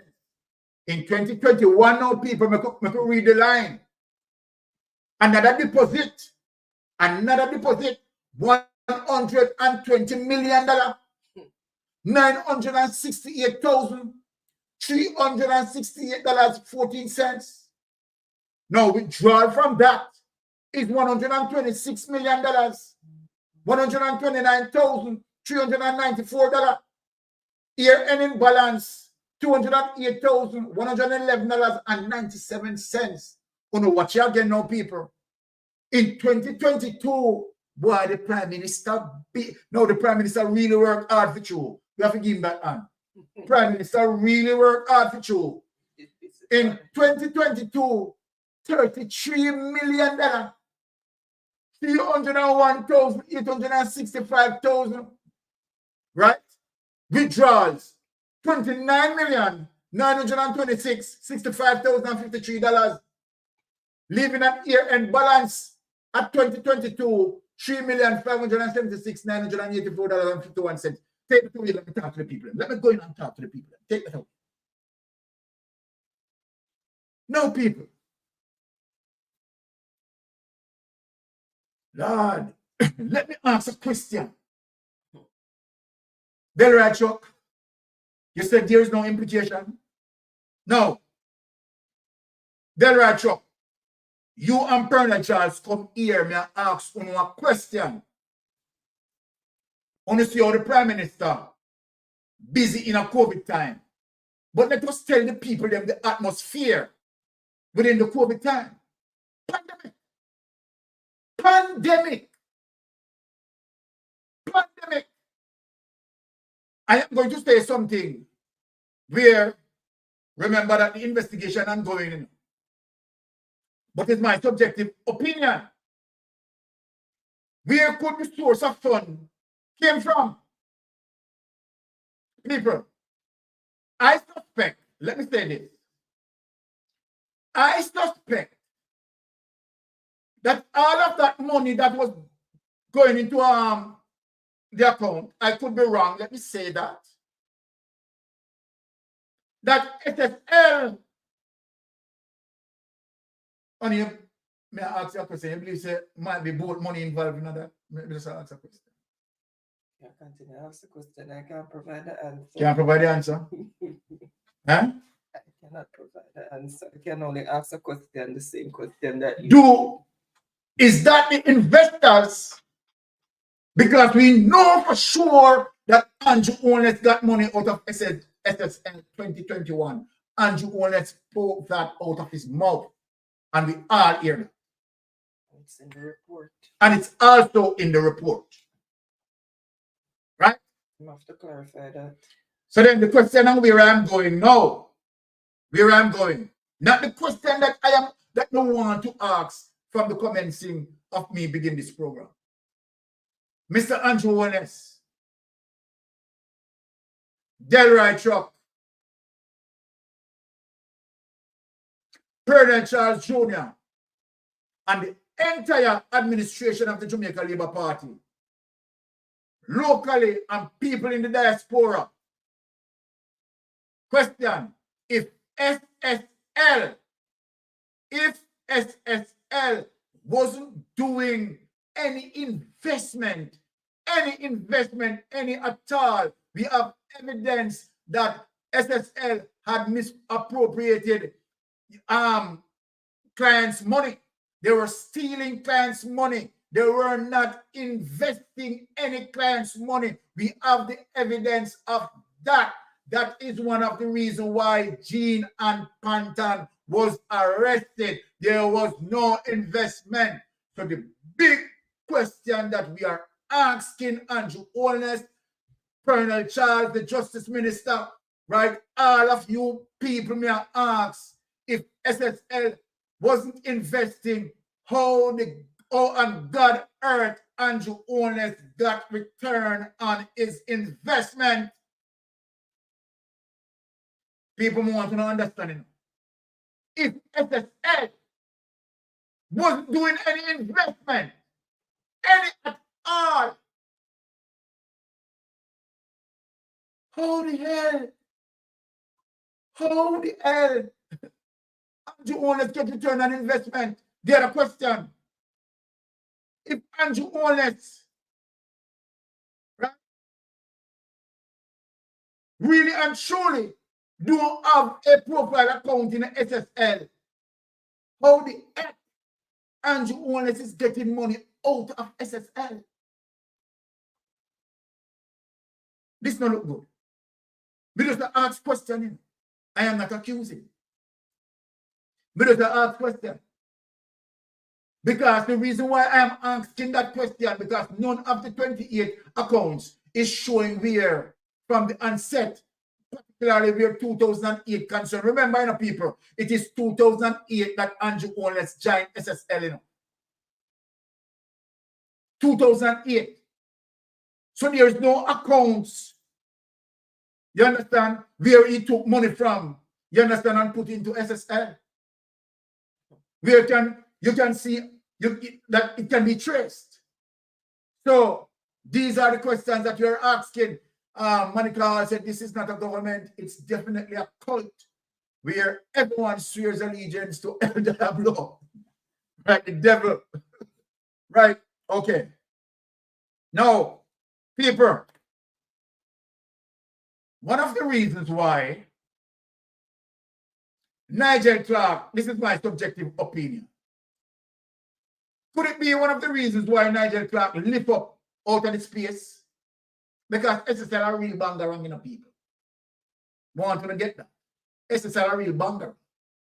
Right? So for Nigel Clark, they and take all of them pressure from SSL. And what is yet to come out.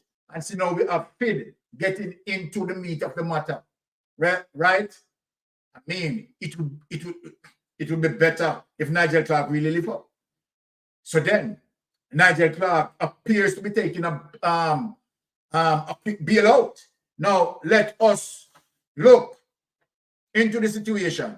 Now, watch this now, people. We are going to show evidence as it relates to FID investigation into SSL. And this is the question that I wanted to ask from the beginning. But before I ask the question, we are going to go through this report to show you what FID done along with Crawl. I am going to show you specifically what FID done, right? Now, without any delay, lift up that document on it to show you that FID is competent enough. FID have the capability and FID is going to deliver. Yes. Yes. Let us get into that. Now, people, here it is. Let me just give you just get to there, right? Good. Okay. Let us just get into the meat of the matter right then and there. Ministry of Finance and Public Service. Right. And so then this is the Minister of Finance and Public Service website. So them can't say a lie, I tell you no. Them can't say Mystic Sensational liar on the website this. 2.2 transfer of local securities. Now, people, I am going to show you, right, some blatant cover up and some lies, right? And where it appears as if Nigel Clark is just spinning the whole thing. Now, let us get into the transfer of local securities. Transfer began in September and as of April 16, 2024. Let us read bullet point number 1.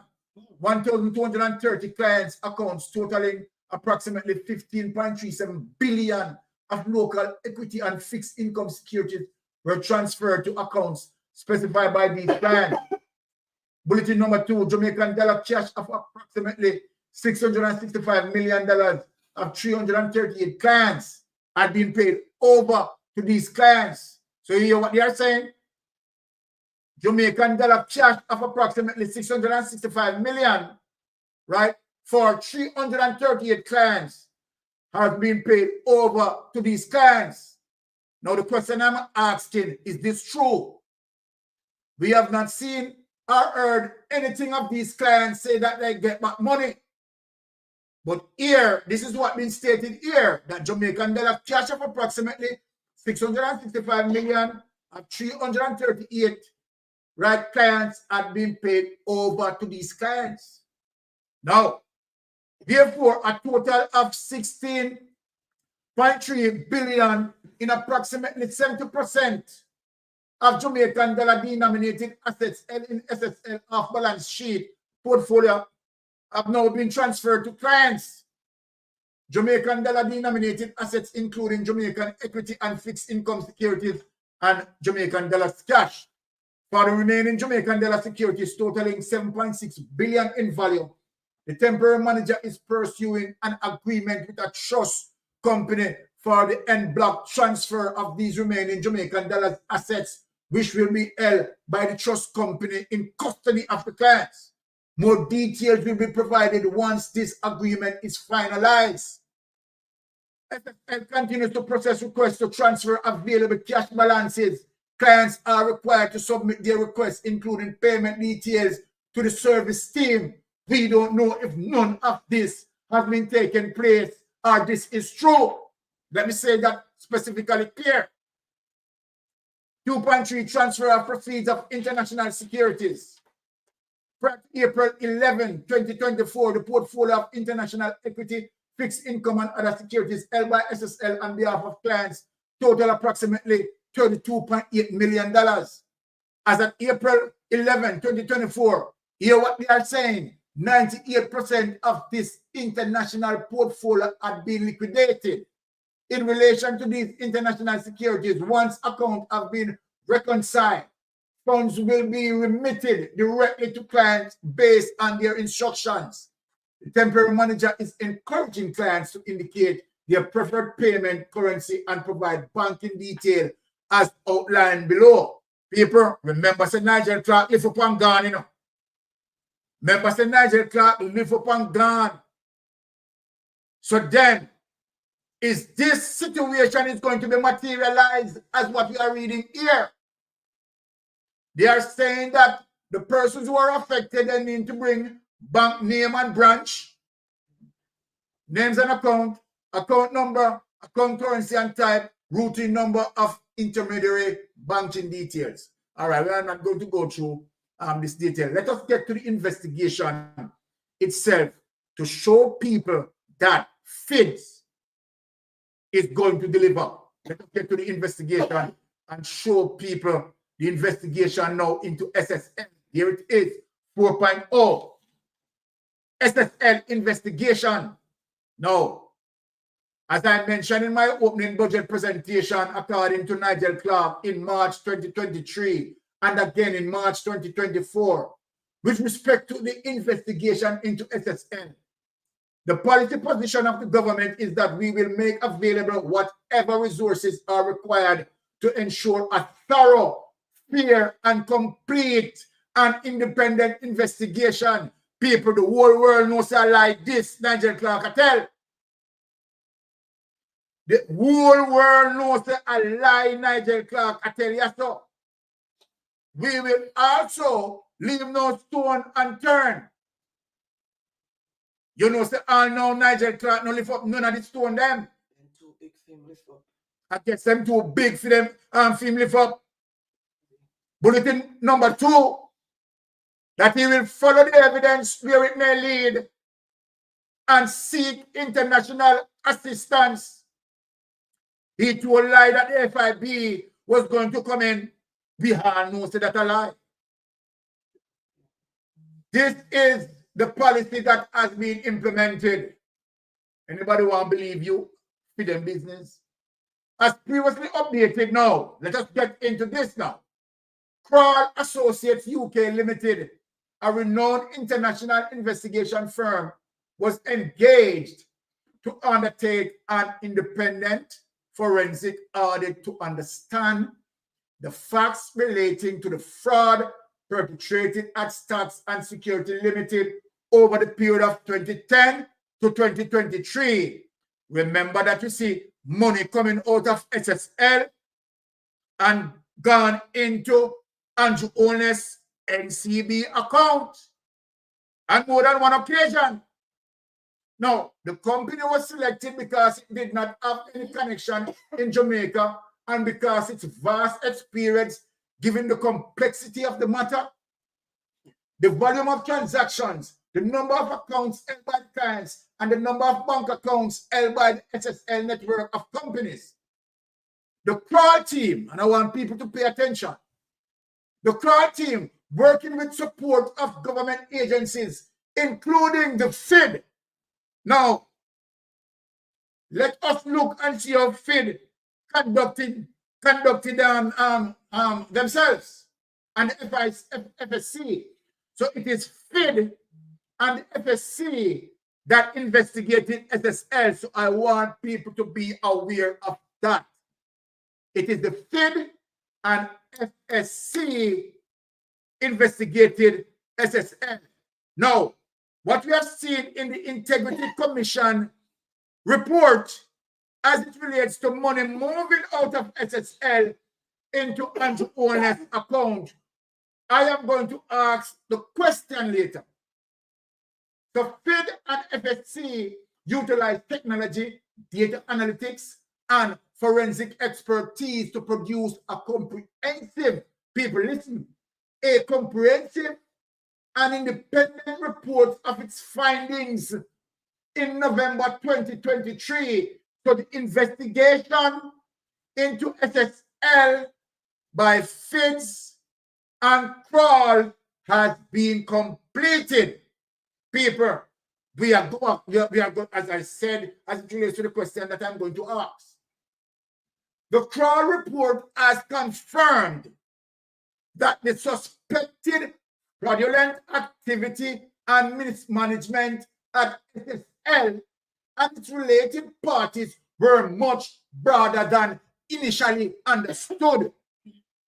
So then basically what CRAW and FIDS is saying to us, that upon their investigation, they discovered that the crime, the situation is actually worse than what it looks in layman terms.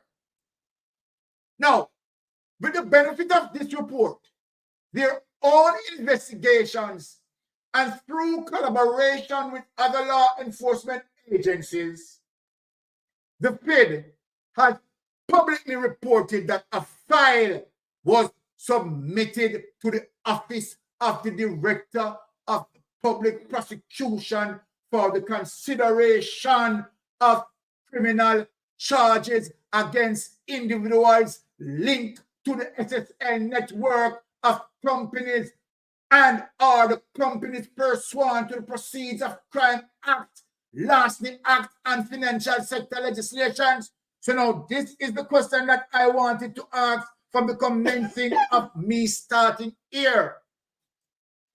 What we had seen in the Integrity Commission report, I am asking if this investigation that FID and CRAW had completed, I want to know, question number one,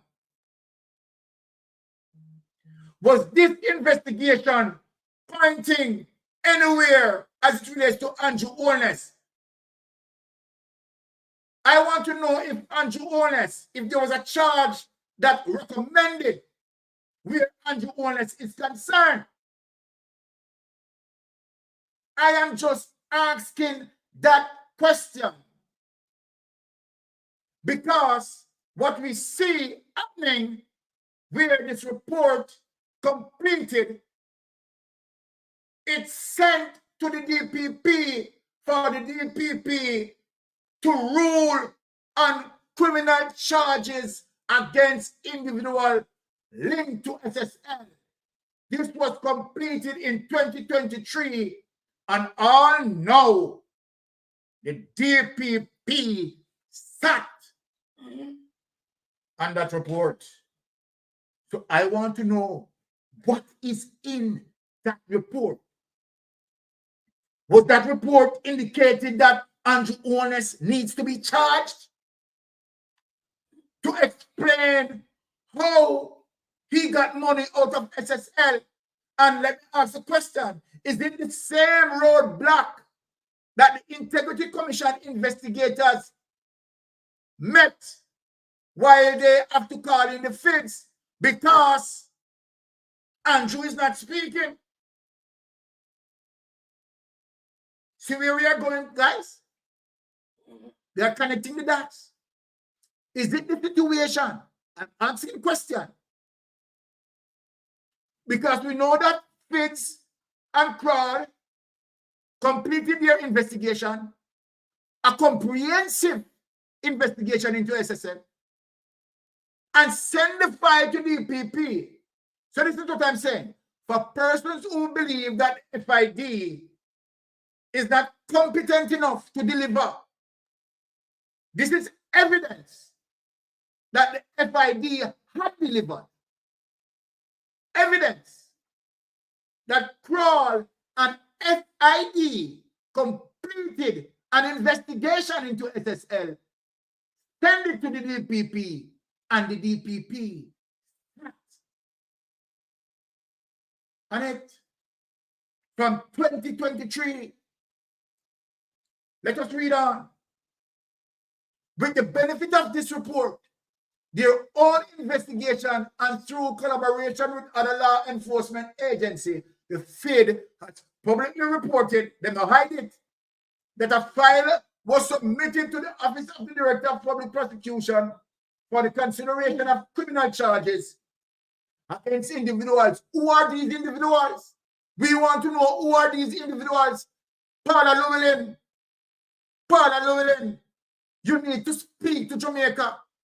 You are a DPP for Jamaica, not DPP for Andrew Holness. Right? So either Paula Llewellyn or Thompson, Miss Thompson, you need to come out. Right? And speak on this matter. SSL network of companies are the companies pursuant to the Proceed of Crime Act, Larceny Act, and Financial Sector. Now the Financial Service Commission versus Tax and Security Limited. It is customary that the public comments by members of the executive, legislative branch of government and matters actively before the judiciary are limited to what is expressly in the public interest if the public comment is to be made at all. Let us take that away. Let us take that away. Right? We just ask question, you know. We just ask question. We see in a St. Lucia, and let me make a reference that to say that the question that I'm asking is relevant. We see in a St. Lucia where corrupted politicians, you understand, were processed and their names were pushed out there. Right? Yes. The St. Lucia DPP never hide anything. We see the Jamaican DPP are hold it down. Now, let us show certain responses because this situation to the fact that FID and Crawl completed their investigation, it caused, right, an argument between the opposition leader, right, and of course, the opposition is right. Caused an argument between the opposition leader and the DPP and Nigel Clark. You hear what Mr. People? This situation as relates to the report, right? Caused an argument between the DPP, the opposition leader, and Nigel Clark. Let us look. Let us look at that information. Now, let us go to this. Okay. Yeah.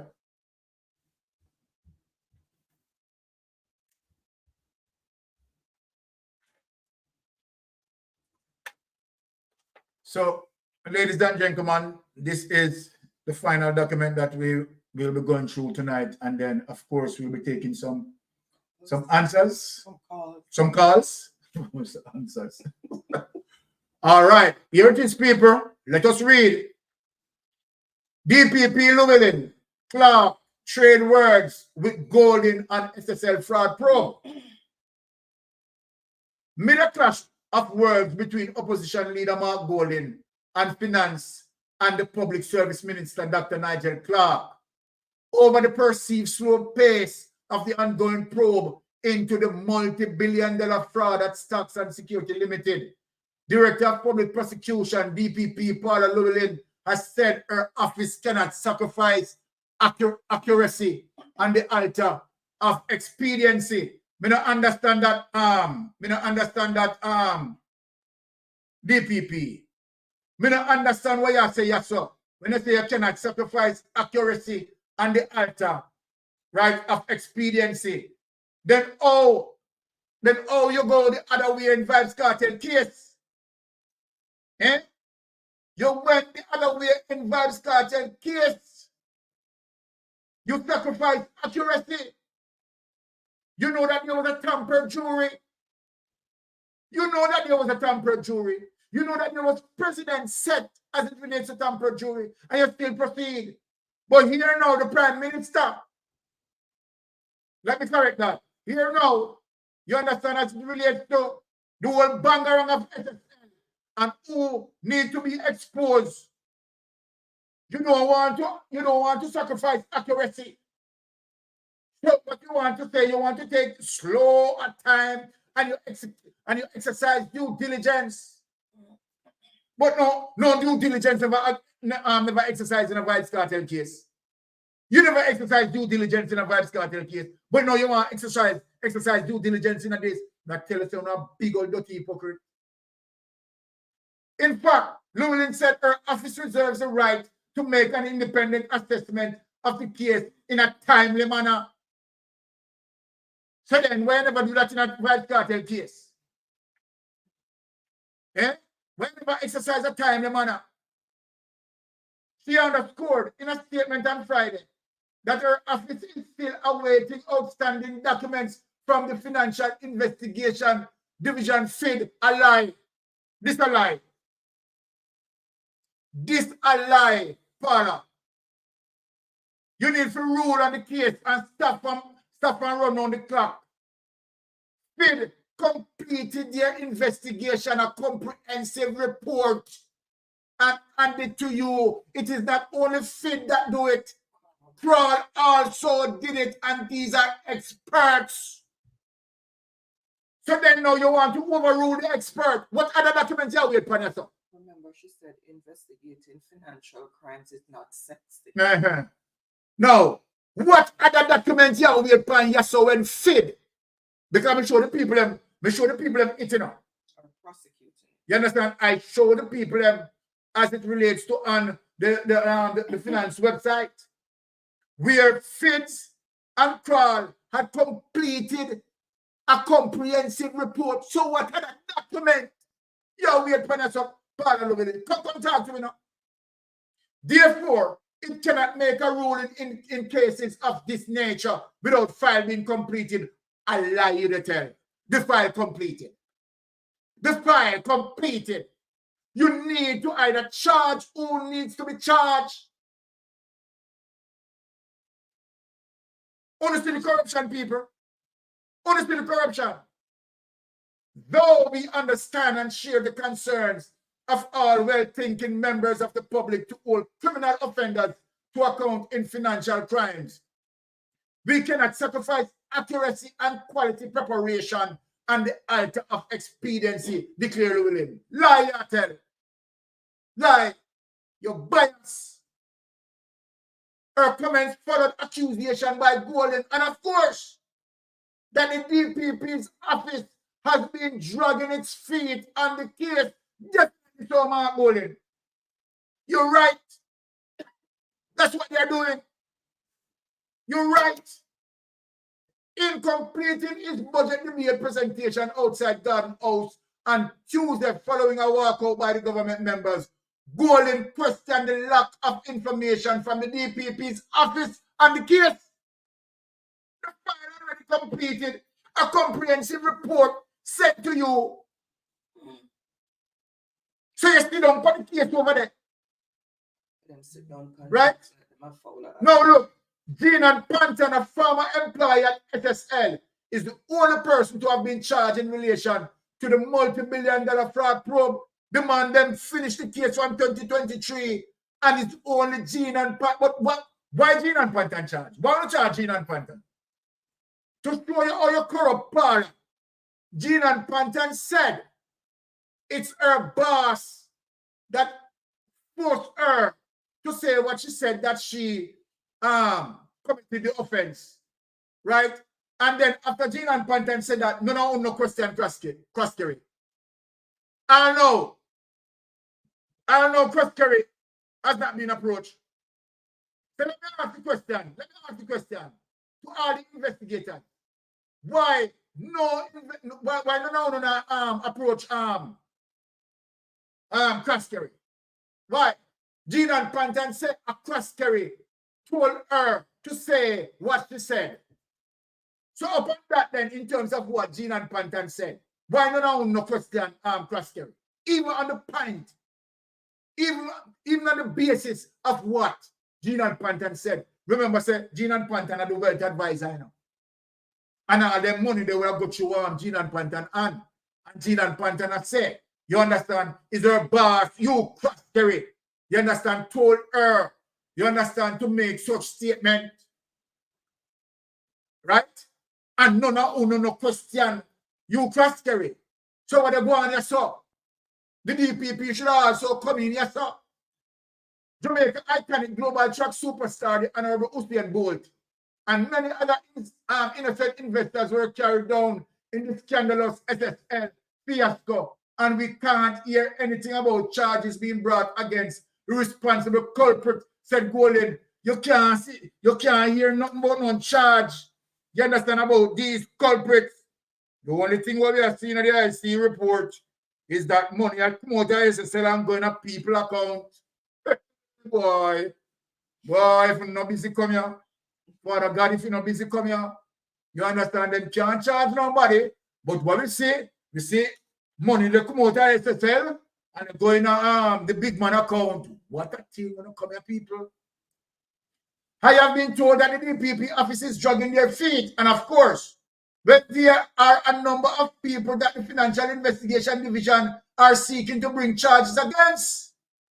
So let me show and say to people that FID is not plain. FID is not plain. Here it is in plain sight, open quote from Mark Golden. I have been told that the DPP's office is dragging their feet when there are a number of people that the Financial Investigation Division are seeking to bring charges against, he further alleged. So FID not play. FID is working. But Clark fired back at Golden regarding those comments. Yes, Nigel Clark, you'd have fired back. You know, say you ain't gonna leave, you know, say you're not gonna leave no stone unturned.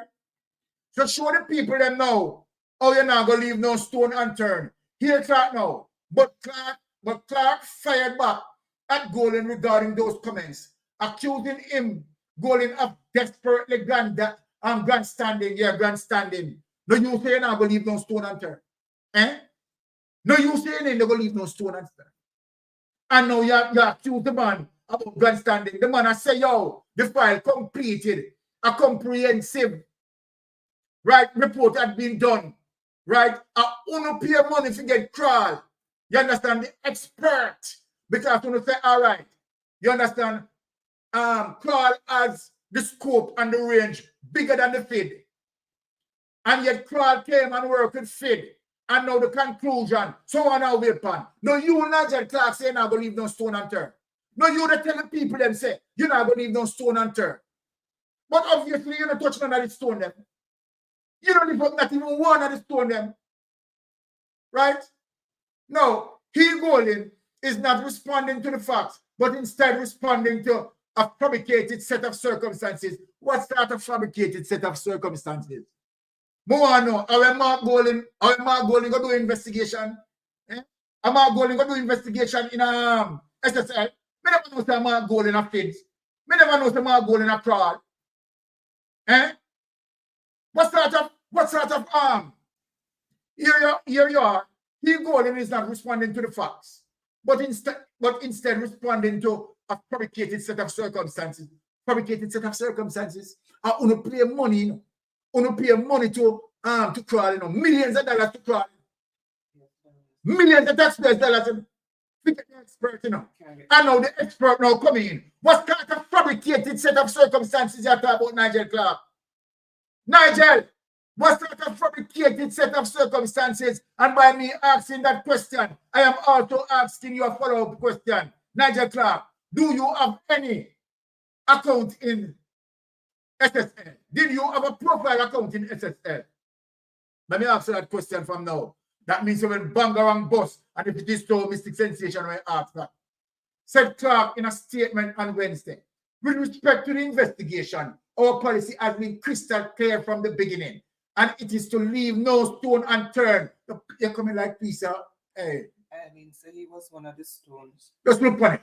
To follow the evidence wherever it may lead, and to get international help. Yes, we don't get all of that. And international help. Finish some investigation and give you. You understand? The minister said, adding that the government took the unprecedented step of procuring the services of international auditing firm Kroll Associates. Then them finished the report, Nigel Clark. And they gave it to the DPP. So if these people, remember, so the DPP are not the expert, you know. The DPP are not the expert, you know, Nigel Clark. And you, Nigel Clark, are not the expert, you know.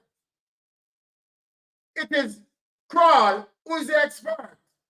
And Kroll and Fid had done the investigation and completed it.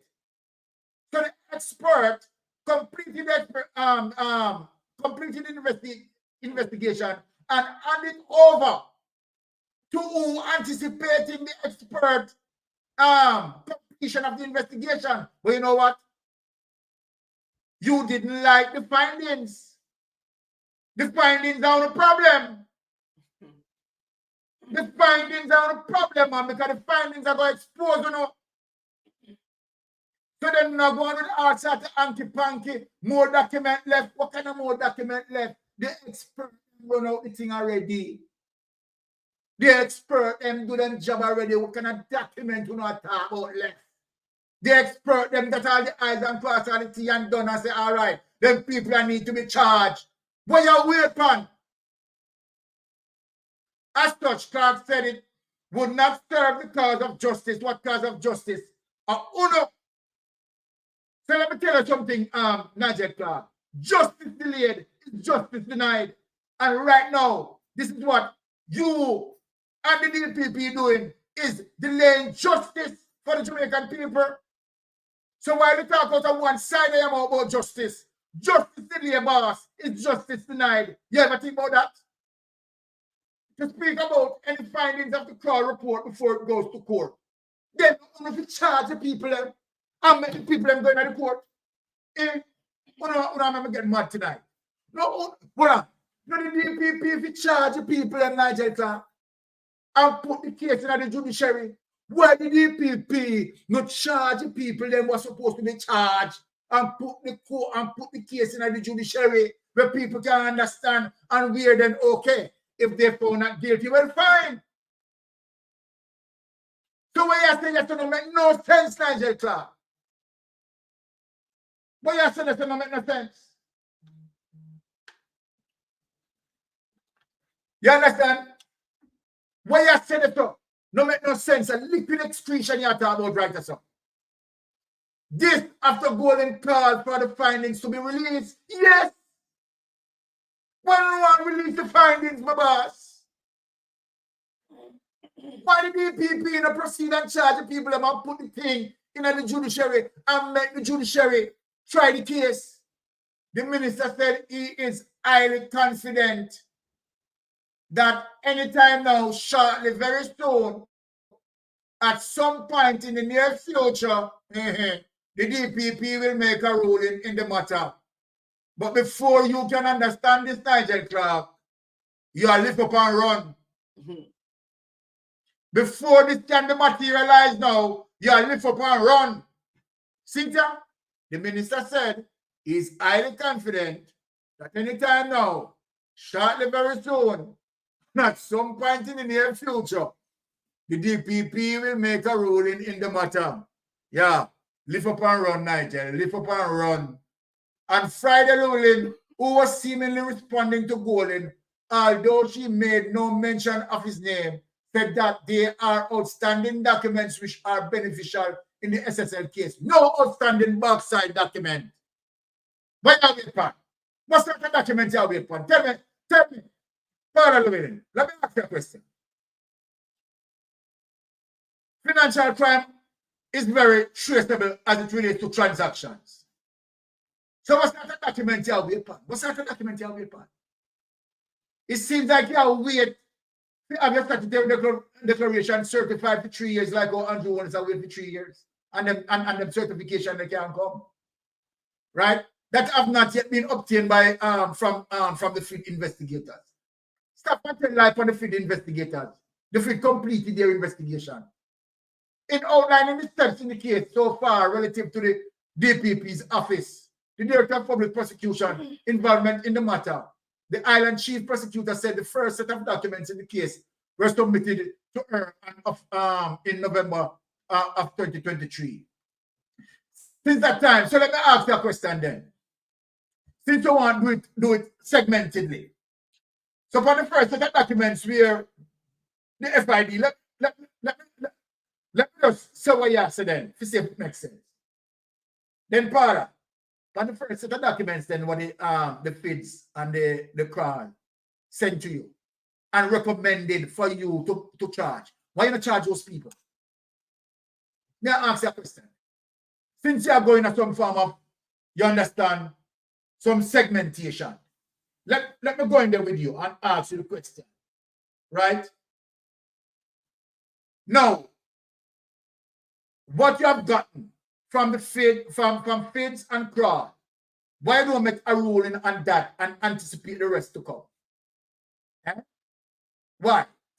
From 2023 until now, nothing. So let me ask you a question, DPP. Miss Thompson or Paula Llewellyn. So I know you not get them the document from FID. Boy, I say, you corrupt, you know. You corrupt plus tax, you know. You are going to tell me now you will print some document over a year at 2023. You understand? FIDs and the CRAL gave you the report. And so then the remaining documents can't surface. I know you wicked. You wicked, but Father God not sleep. Since that time, Llewellyn said her office and the FID have had meetings to discuss the file and providing guidance to the investigation in relation to the outstanding material. The last set of documents received from the FID was on March 6, 2024. And thereafter, a meeting was arranged for the end of March to discuss all the material submitted thus far. The DPP informed. The case file is comprised of over 3,000 people. No hear this here? People want to look on this and now this a bang around. The case file is comprised of over 3,000 pages of documentary material, said Llewellyn. Me never know this people. People who hear this. Remember the Integrity Commission report only have 171 in it. The Integrity Commission report to backside only have 171. But this case file, a whole purpose of this. This case file is comprised of over 3,000 pages of documentary material, said Llewellyn. She added that each time additional material is submitted, the 4-member ODDPP team has had to review the file in its entirety, making an assessment about what material is outstanding. Right? Because so we're not playing now. You understand? A delayed tactics we're not playing. So each time then, after FIDs and CRAL submitted the report, the comprehensive report, you keep on asking people them for more document and more. You ask them for document. The people them don't do it, you know. Why you not charge people them based on the report you want to get? Over 3,000 pages. And still away. So then that means that if FID right come with some more document, you understand the delay tactics is going to say, okay, all right, you still need more documents, and you have FID round the clock. Let go for the man them shirt, man. Let go for the people them shirt.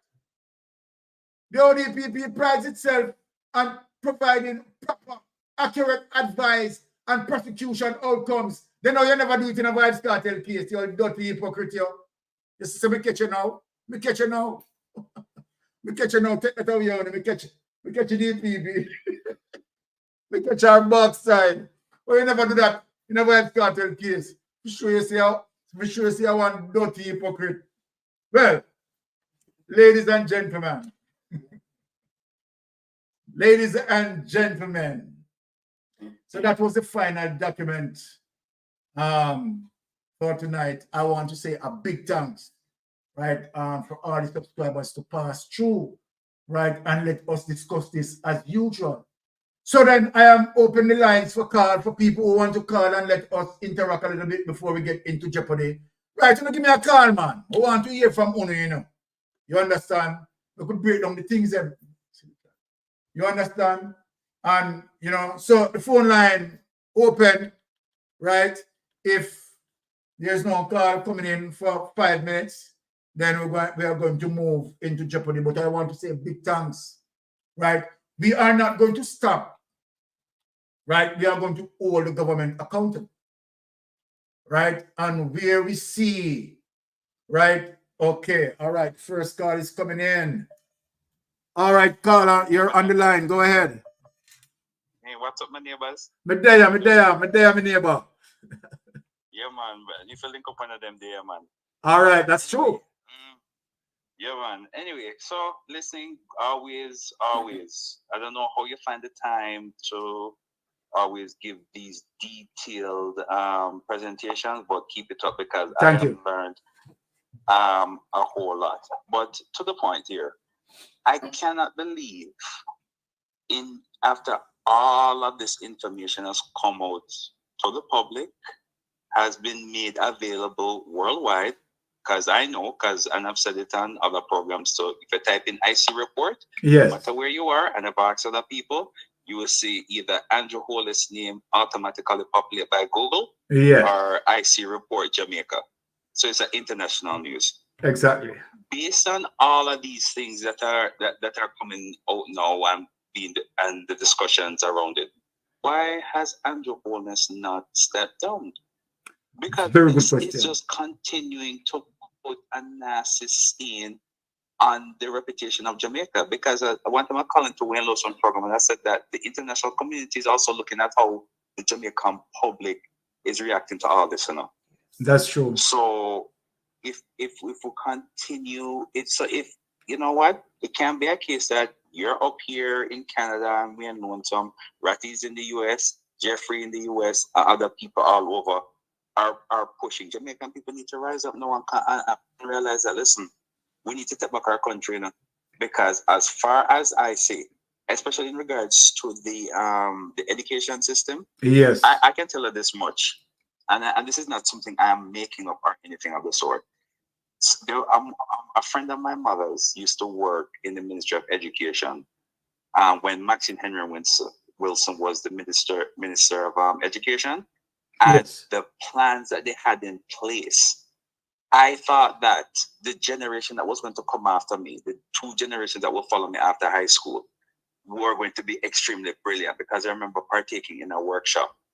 And when JLP come in now, and it's like they tore up everything, and then the educational system has, like, this is the worst I've ever seen. I remember when I left high school, Jamaica had a literacy rate of like something like 80 or 85%. You're correct. And now, okay, so, and now you have children, 15, 16, 17-year-olds leaving high school and they can't even read, write, and comprehend at a grade 6 level.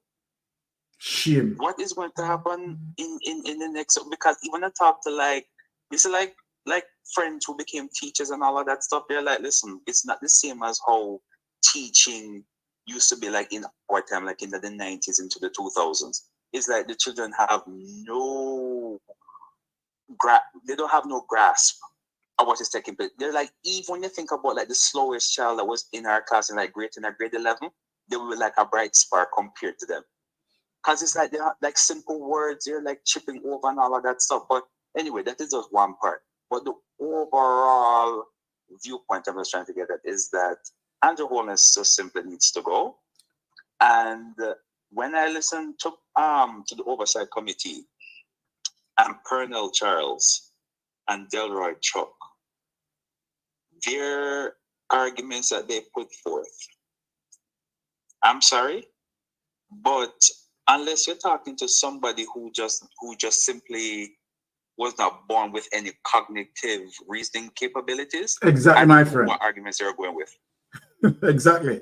And when I hear how you break down everything and all of that stuff, it's like you need to be a rocket scientist to realize that they're trying to hide something. Exactly. And even people come Maria, I think when she was on the program the other night, she had said that there are good people in the JLP, but they just don't have a spine.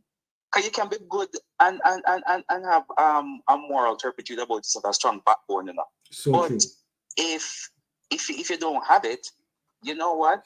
Sorry to say, but even if it's something wrong and you know it is wrong, the mere fact that you're afraid to say anything about it makes you complicit.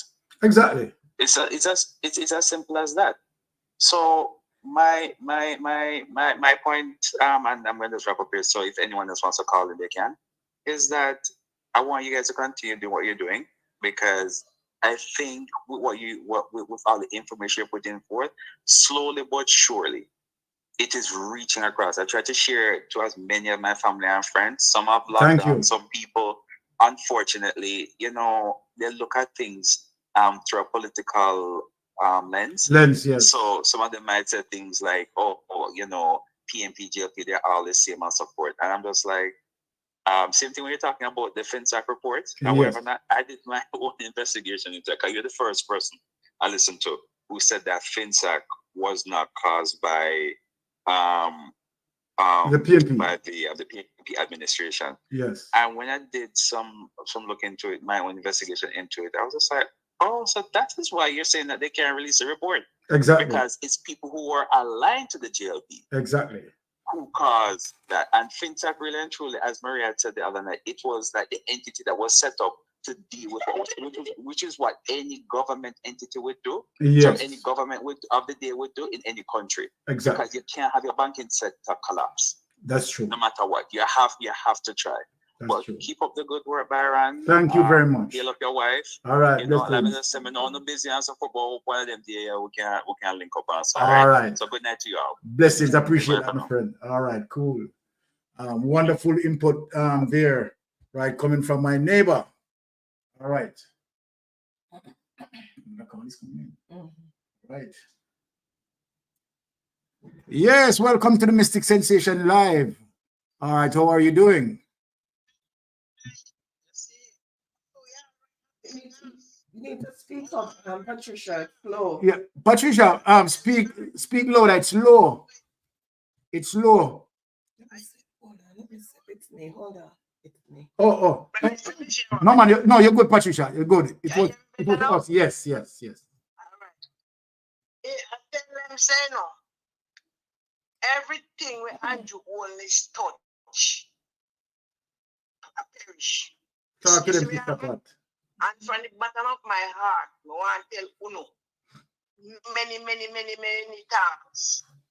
Because me, I tell you, I live in one little community here where, boy, Uno, I hope me, I when I use no boy, I hope me, I pop like a happy pan tree. I pop. All right. Right? And you know, I said, the big nose man, I've had for that sentence being on that meeting. I think that deal. Anyway, thank you for the work, and we are keep burning fire because we have to get rid of it. Blessings. And the next thing, people in the Labour Party is very upset. But guess what? If they talk, they will get dirt. That is one thing where people say, you hear some gateway, some one way we can't spell out. Yes. That is behind it. Afraid that they lose their life. That is it. Anyway, big up on yourself and me go on jeopardy. All right. Bless up yourself, sister. All right.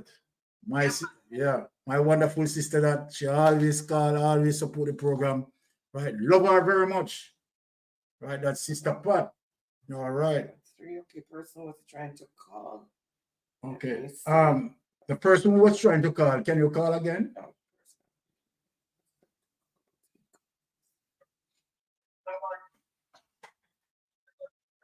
Yes, you're on Mystic Sensation Live. Go ahead. No charge it. Hey, you well? What? My pressure not gone up. My pressure not gone up. No, you're good. Something just come from work, really. Yes. So we catch up on the late part. But one of my questions that I want to ask, yes, is it? About Andrew company that we were run. All of the company we have, much people employed on the company there. Well, they are shell companies. You don't employ nobody.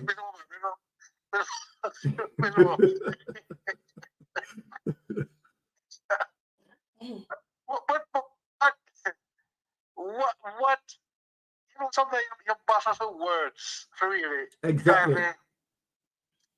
Understand you know what goes through these green people ahead. You know? Maybe because of them are green people. Oh, they're right. They're coming. They're not much yes. Exactly. Understand for people then. How can anybody with any common sense, little basic knowledge of anything, sit down and endorse or hug up to a man like this in your country? You know, I heard one of the things Byron. I never somebody with my teeth and the money will come in for charity. Yeah, man, that's a high point for children. Charity funds.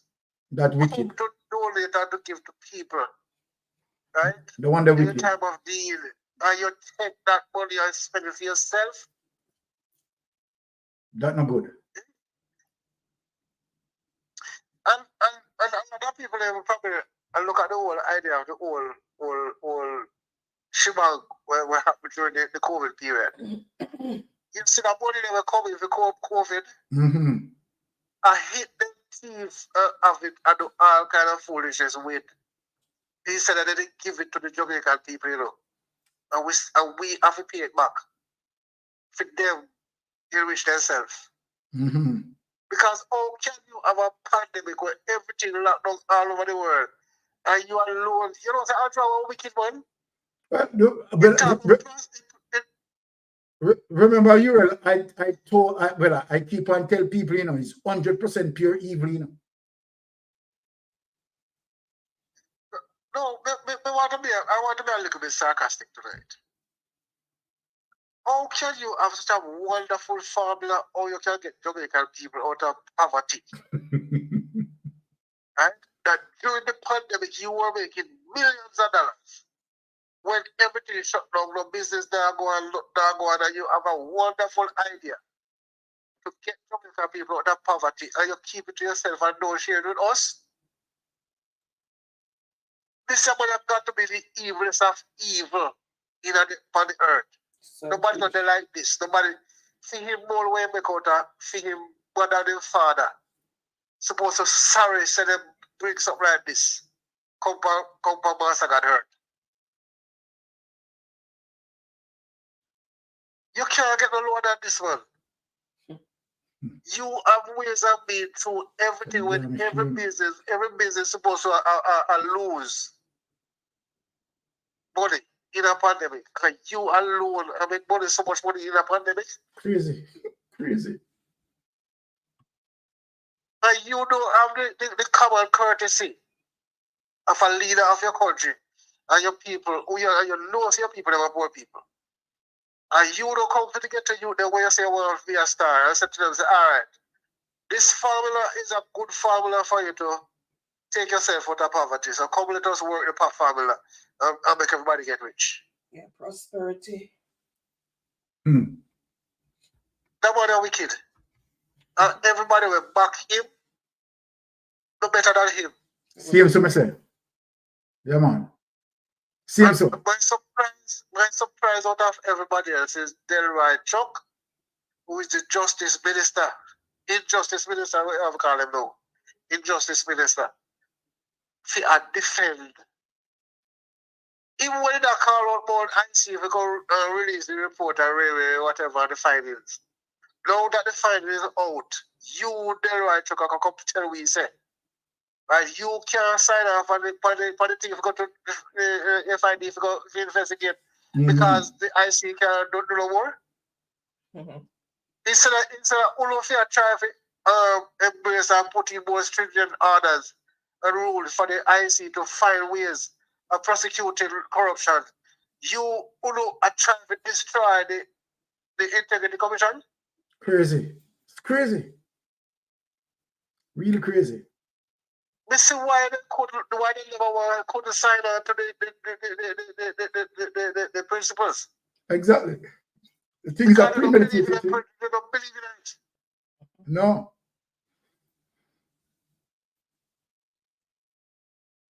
Man, yes, my brother. only one thing we have to say though. Say if this one get out of this, I'm not going to prison. Well, don't even say it, because that's not going to happen. We can't tell you that. That is not going to happen. All right. So don't even say it. Me not entertain that. Trust me. And we are here. No, man. You understand? Him have to pay in terms of, him have to go into the judiciary. And only him. All of them were back in. Exactly. Yeah, man. Accessory to crime is just as guilty as those who commit it. But remember, you're here to that criminal. You're trying to put laws in place to protect criminality. But you read, right? When they can go so low, right, in Parliament in suggesting to the Integrity Commission to commit a crime, because if you are going to say that the Integrity Commission need to be forced to have the man certified, right? Then you're talking about committing a crime, right? That is very serious. Can you imagine? I don't know. I always say that Jamaica Labour Party is from the inception is corrupt and wicked, but we never know that they're this bad. We never know that. Because I think that somebody would have a little conscience and a little bit of something about them. We said no. Publicly. We're not about how they better you know that nobody there here. Right? We can't believe 49 parliamentarians when a parliament and all this, all of them, either the foolishness. We don't want to believe that. We don't want to believe that. Well, them know where them have to defend them. It is what it is for now. So because see what I go. All right. Bless up yourself, my brother. Because if this not go down the way it's supposed to go, that country not gonna be normal again. Yeah. And we don't want to go back to Barbie rebellion. When the Barbie rebellion, we don't fight against oppressors. But we don't want to take it to the level where we fight against a whole. Like the Barbie rebellion. Because probably that's the only avenue we have to deal with it. And it'll look good. It'll look like it's going to work out good. Well, because if these so-called lawmakers are also encouraging others to break the law, we who defend law and go stand up on law to protect the institution of integrity and good governance. So that's all I can say for tonight. Keep up the good work, and we're there. All right. Bless up yourself, my brother. All right. Sure. Okay, cool. All right. That's my brother Uriel. Right. And and the slaves with us. All right, the call is coming in. Yes, caller, you're on Mystic Sensation Live. Please go ahead. Bless up, Mr. Carlos Sensation. Blessings, my brother. For great and wonderful work you guys are doing. Thank you, my brother. All right. It's been a while I don't call you, but I have to call you because I see you expose something. Yes. And I don't know how much more Jamaican people can be this blind. Well, that they don't see the facts right before them very eye and see that this administration is so corrupt. Even the caller was just calling, he might be like him, I say, him can't, you know, him not really, can't really believe. Man, oh me eye, brother, believe it happen right before your eye, and they're doing it blatantly in front of people eye. No joke about that. PR stunt. They're using PR stunt to brainwash the people them same way.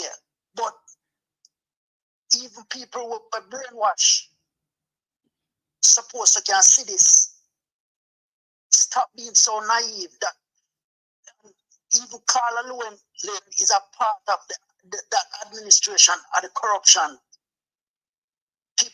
People afraid to call it like it is, but remember a couple months ago, me talk to you, and me that tell you say, Andrew involved in everything we're going. He's behind the man behind everything. And you can say, boy, make we see facts first. But glad that you call out the facts then now, brother. All right, here we go. We need for all them accountable, and we wish Mark Golden and it would have loved him listening on your thing too. Step up the game, little more hotter, make it them have to resign 1-1 or start rat on them one another 1-1. Yeah, them have to,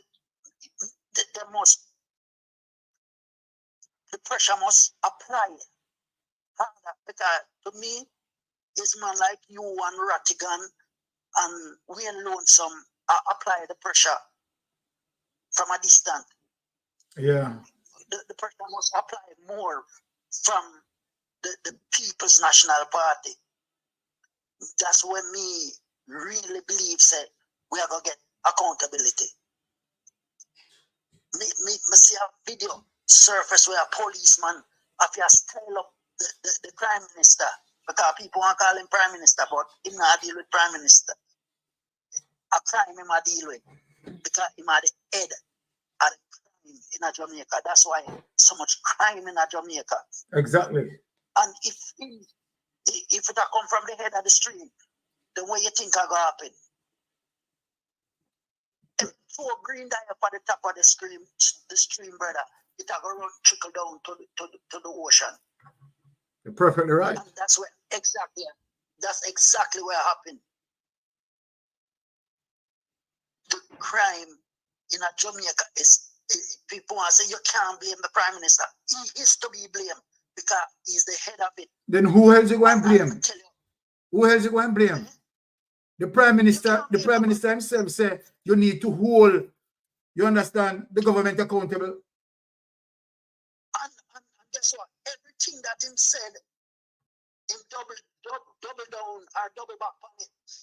Because first, I remember the first time before anybody even called him name in the SSL thing, him said, don't call no name, no, if you call no name.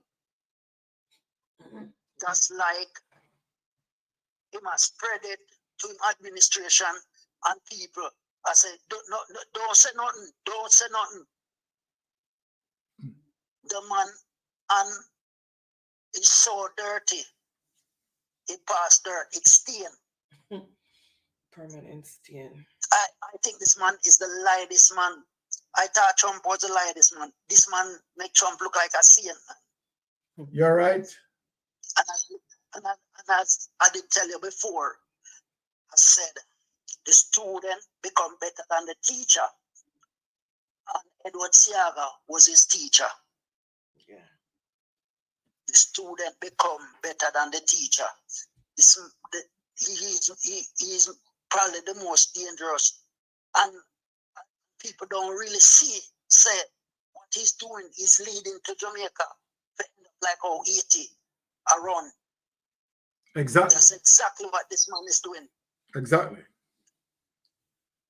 It's a political stunt again, you know, when you take police from Jamaica now and send them to Haiti, right? So before you clean up your yard, you left for try and clean up somebody else's yard. Oh, that makes sense. Exactly. It does not make any sense. Well, I think it was last week Saturday in the day New York. Yes, you're right. You're correct. Yeah. Crime and violence in Jamaica so much. And at a critical time like this, you left and a government business, you left go Jamaica, go New York one. You're there New York for what? This man and is so dirty.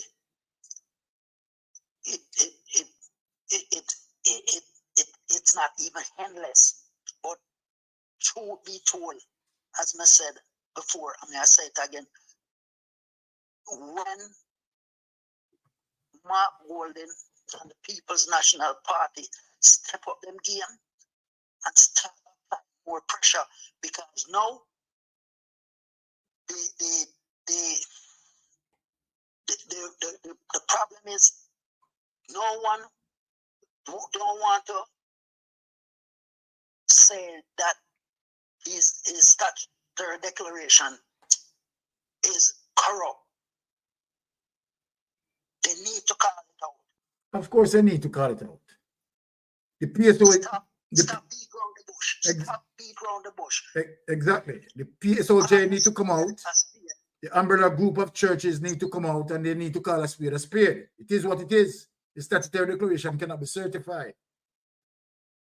It cannot and it will not be certified. Exactly. Because as far as what I'm listening to, where he's only talking about 2021. 2021, 2022, 2023, 2024, man, all of that had up. All of that had up. Even the actions from SSL alone show that this man is more dangerous than Bernie Madoff. All right. The pyramid scheme them did up with SSL. Exactly. And it is what it is. It was a pyramid scheme, and them take the people their money, including a national figure like Usain Bolt. That for sure is that this man is heartless. Heartless. Heartless. A national figure like Usain Bolt. You take this man money. You Prime Minister, like, I would never see youth like them there when they are trying to make it and to become who they are. But as soon as you want to see them surface and them build them career and make it to a higher level, instead of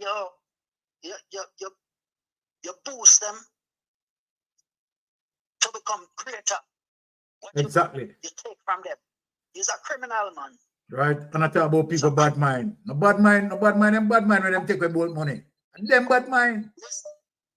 Listen, everything, as I say, everything that they say, they double back on it. They double back, and he's speaking about exactly who he are. Exactly. He is nothing but a common criminal. He's nothing but a common thief, man. And it's sad that the whole people, the whole JLP party, the whole Labour Party is behind him. But as we say, and I did say this to you before on your show, word, sound, and power mean everything. When a man have to labor for his right, I feel like him have to labor for his right, you don't have any common sense. You shouldn't have to labor to be right. And I hear where him set to people before. Somehow you feel like you have some more moral authority than me. Yes, they do. They are the government. You are just a prime minister. You elect to do a job. Exactly. The people is the government. The people govern you. But somehow you feel like you is governing the people. And because Jamaican people on a whole are so petty that every time an election come around and then you want 5,000, I want 8,000, I want 10,000, you feel like you get some money. $10,000 can't buy a night's dinner in Jamaica. Stop it. Jamaican people need to stop it. Wake up and see that this man is using you. The whole Jamaica need to come out and ask him to step down, which I know he's gonna try to use violence. That's why the military equipment, them when get sneaking into Jamaica neatly, is because him know.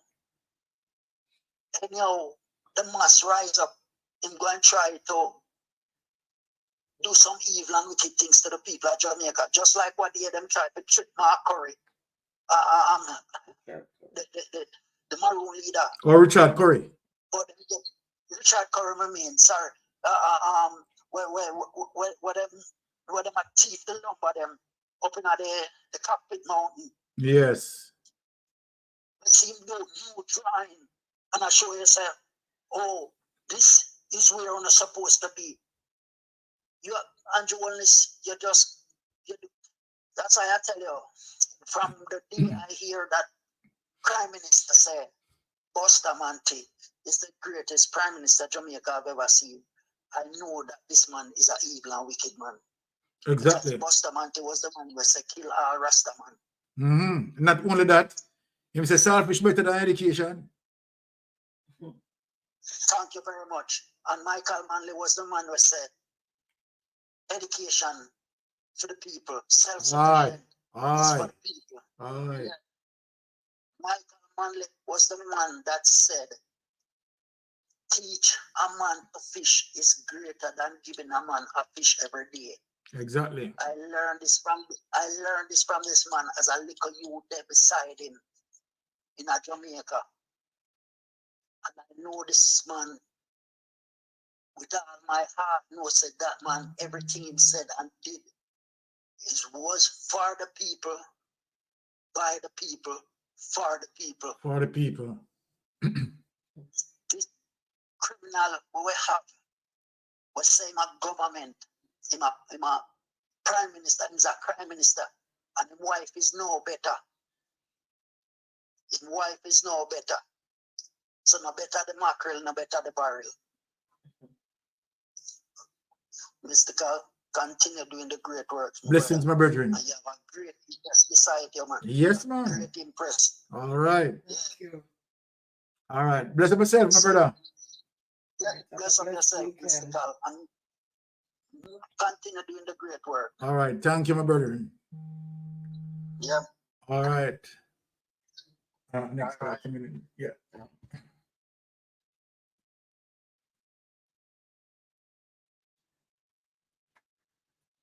Yes, caller, you reach Mystic Sensation Live. Yes, hi, Mystic. Yes. Now, I don't normally call in, but I just have to let the people them know. Like I see it. I was just in Jamaica. I see it. Yes. Andrew and his cronies, they're predators. That's what they are. They're predators. They find the weak-minded, they find the greedy, and then they groom them. Right? They groom them. There's so many people in Jamaica there. It's almost like they can't think for themselves. They really don't know how to reason. And that also goes back to the lack of nutrients for the brain. Right?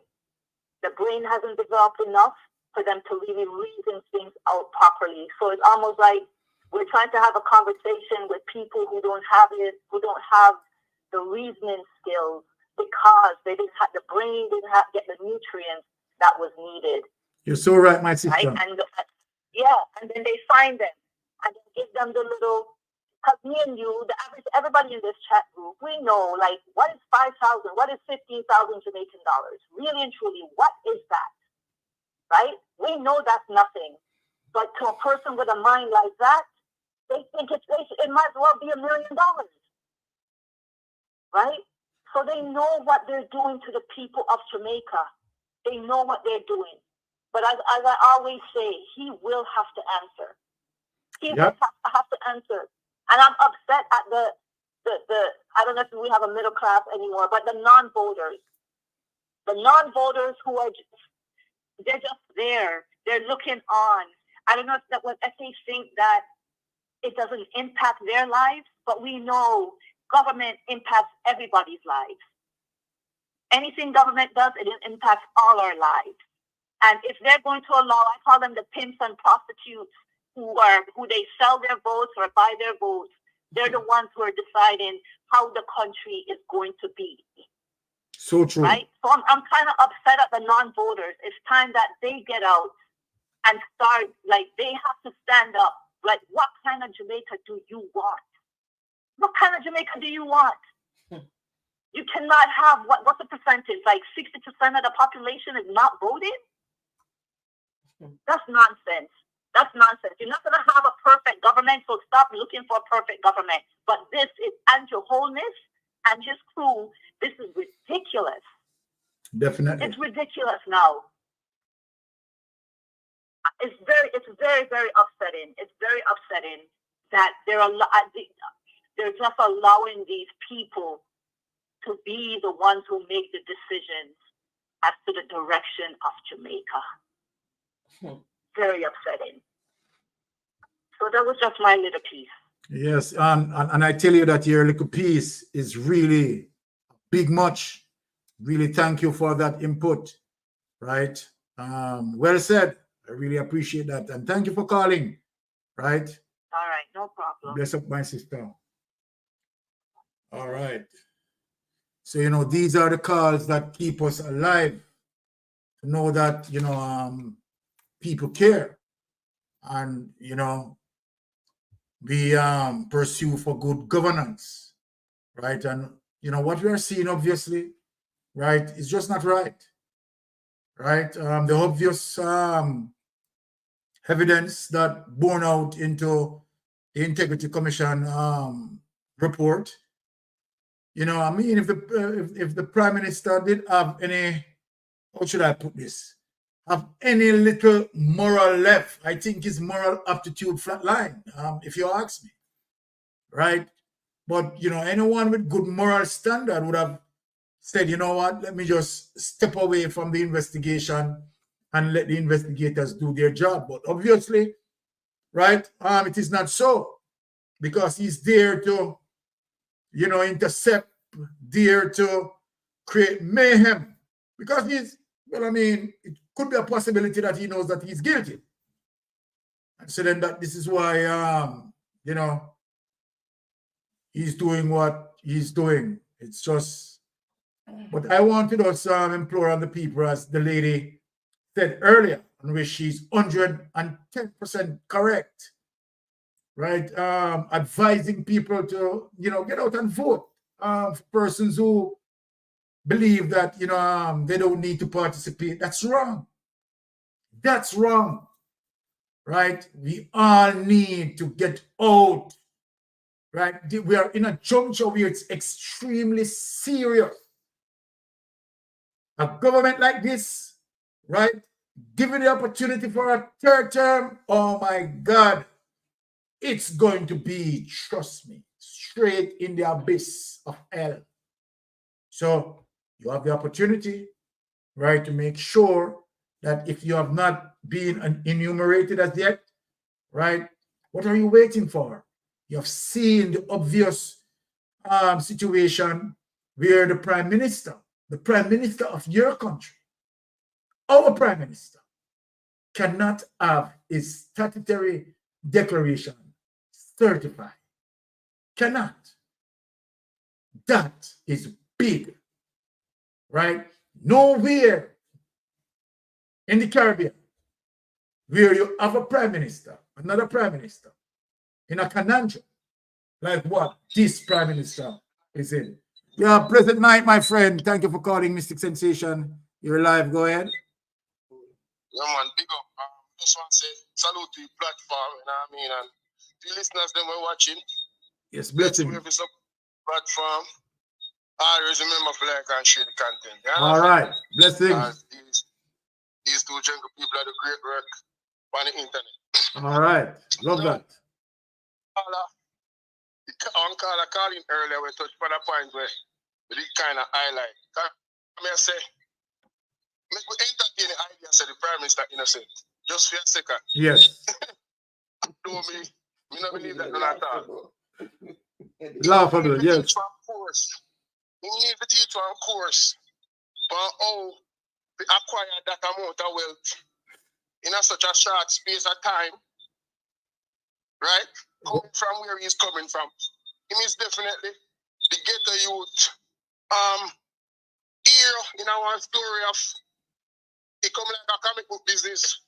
You understand? Exactly. So we really need to teach a course. And in that way, I mean, we are going to know exactly how I'm getting money. So it all going to work out. So the Integrity Commission, I'll get all the information that they need to verify. So he means not a thief. And he's not a crook. You understand? Yes. So just tell the full story. Because when those people are miss, we are trying to show them enough. The Integrity Commission asks for specific details, but even though have to provide, exactly, or he can't provide, or choose not to provide. Exactly. So we want them to do. Do an illegal act and certify the thing. Crazy. Know say something right. It don't make no sense. It don't make no sense. Now, allegedly, we get a link say them they are Ochi. Now I exchange side. Yes. In the night, yeah. And allegedly the same all type of politics is being played. Right? My mind. People that take handouts. Wow. You see what I deal with? I may ask myself a question. I'm going to ask the Jamaican people them. How long we not going to allow for the politician them disrespect them? It tells you just how much them think of you, you know. Say, them can continue to operate in the way them operate of all times. You know, remember, say this are the same man where say them done with them dirty politics there in a campaign when he just try to become prime minister. And he eradicate corruption. And you see you in that space there and see them do that. And you still take up on yourself for a by-election or election, they have a vote for them. Exactly. Come on, man. Exactly, my friend. Come on, man. Exactly. At this point in time, we're going to put some serious blame on the Jamaican people. You understand? Yes, the we're next good. caller say, the next caller say, Mark Bowley need to step it up. No. Jamaican people need to step it up. Jamaican people need to take it to the streets on a legal level. All legal. I not tell people to do nothing illegal because their money look like some badness them upon it. So you can't meet fire with fire. There you go. You need to take it on a legal level. Right? Find out all of the legal ways. Oh, forget this man out of office. If you have to sign 2,000 petition or 200,000 petition, whatever the case might be, because here we go on. There was a start, I think, in 2018 that wanted to come to Jamaica, and the LGBT community signed something and sent to the Prime Minister, which was Andrew Wallace at the time. And they refused the pastor from Jamaica.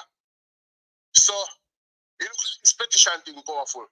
Yes. So I'm thinking Jamaicans only need to sign one petition of no confidence in the Prime Minister. The more people sign, the better. It can be an online thing. Somebody organize it and send it in to the office of the Prime Minister. Every office in a ministry, the opposition, everybody. You understand? Because we can't just step on the internet and in the comment section and everywhere and talk. We have to do something action-wise as the people of the. Agreed. There's nothing is going to change. Agreed. So that's my recommendation. You see me? All right, my brethren. Share. Bless up. Yes, my brethren. Yeah, my respect. All right, blessings. Bless up yourself. All right.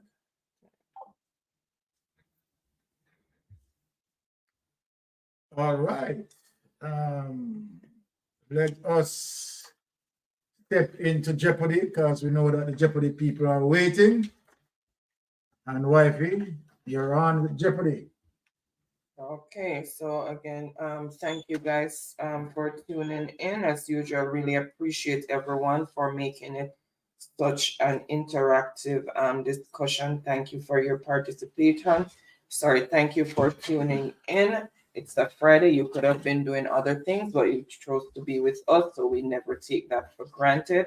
Thank you for your continued support. Thank you for those who have been here since day one, those who joined along the way, and our new subscribers, those who just joined the movement, because it's a movement for a better Jamaica for each and every one.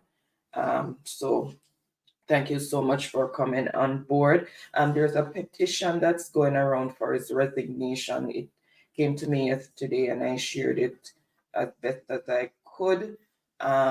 So if you see it, you can, if you feel that you need to, then you can sign on to that one, as well as the caller suggested that you do a vote of no confidence. So you can try that one as well. Nothing ventured, nothing gained. And this is what happens when that's a good point you made. That's a good point. And this is what happens when you have people who don't participate. Somebody put it in the chat that you get governed by your inferiors, and this is what is happening because a lot of people did not go out and vote in the last election. So we have a prime minister by default, and then he had most of the support in the cabinet. So when anything comes out, there's nothing to block it. Because if we had enough people on the opposition side, then we could have had a vote of no confidence and maybe would have had the vote for him to step aside by now. But unfortunately, this is what we're left with. So we just have to try and play the best game that we can with the hand that we are dealt until such time when he chooses to call the election, or if he gets some shame and step aside, which I doubt if he's gonna get any. Oh, Kyra is saying, please share the petition page again. Okay, all right. I'll have to bring it up on this one here. 1 sec. Let's see if I can. Oh, I can take it. I have to put it over to WhatsApp and then put it in the page. 1 sec, guys.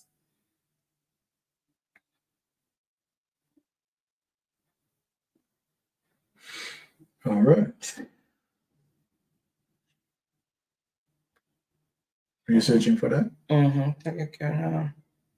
To them. So we're going to get into Jeopardy shortly. Remember, we're playing for credit. It's $1,000 Jamaican for, once I find it, I'll pin it. It's $1,000 Jamaican for the person with the most points. And then we have 4 runners up of $500 each, Digicel or Flow.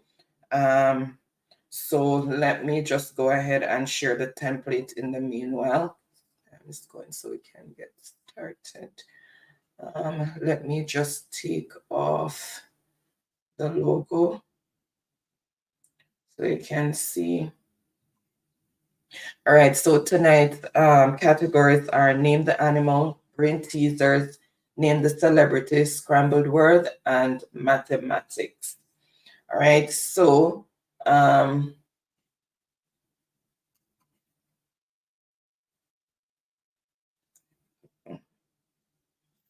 still searching for it, guys. So what you, oh, Tiffany's putting out maths for 400. This type of angle that is exactly 90 degrees. Name the angle.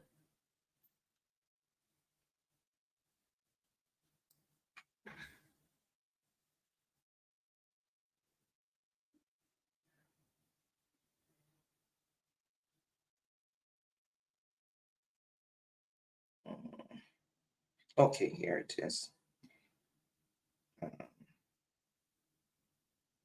So Jesse gone in bed. Jesse gone in bed. I cover them. Okay.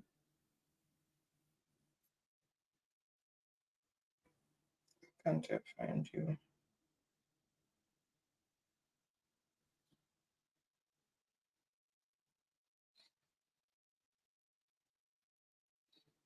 All right.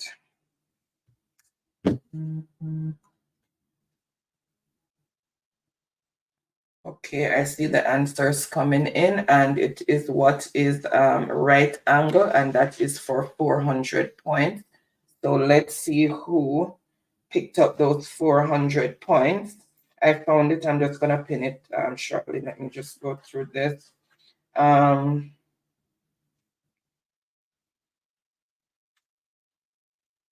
Okay, let's see who first came in with the correct response.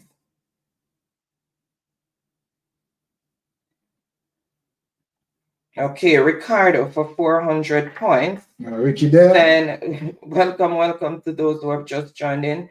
400 Truck Live, points. yes, Truck Live, Kanisha. Remember, you have to put what is and then the answer. Sorry, Tiffany, then Kanisha, you have to put what is, then the answer.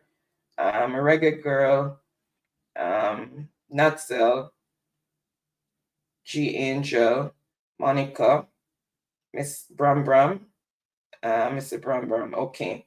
And Liz also came in what is right angle.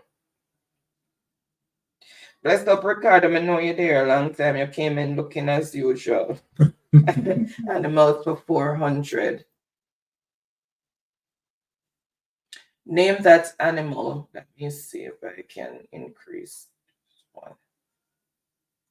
Name the animal, and remember that the spelling matters, so make sure that your spelling is correct.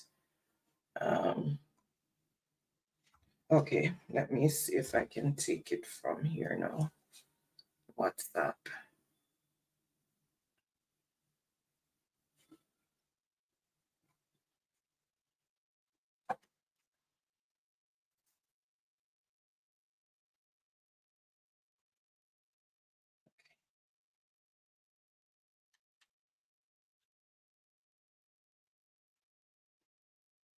Yes, I've put the link in the chat. Let me just pin it. And just check, make sure the link works.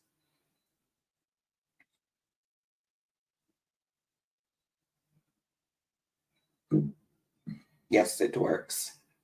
All right, so let me pin it.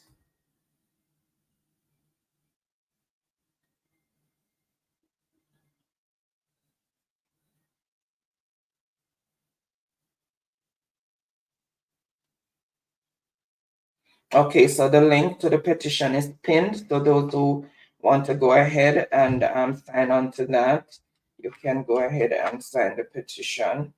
And the person who started it, the info is there as well.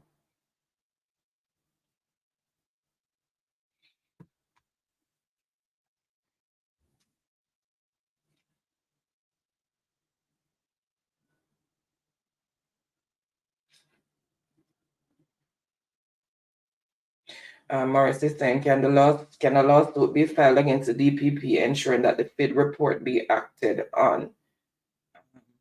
Well, per Constitution, the DPP Cannot be sued. should have to be more recommended to by the She would have to be disciplined by our governing body. by our governing body. But she cannot be sued. Right. Yeah. All right, so I see the answer that I am looking for, and it is what is a hippopotamus. And make sure you note the spelling, and it's a double point answer, so it's 800 points for this answer. So 800 points for that answer. So let's see who first came in with the correct response.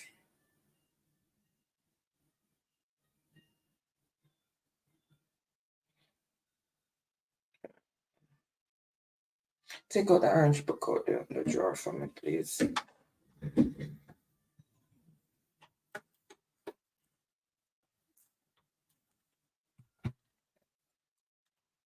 Right, I see hippopotamus. A few persons have it, but I'm just making sure of the spelling. So my brain is gonna go slow right now because I'm having a headache, so I have to try and pay keen attention. All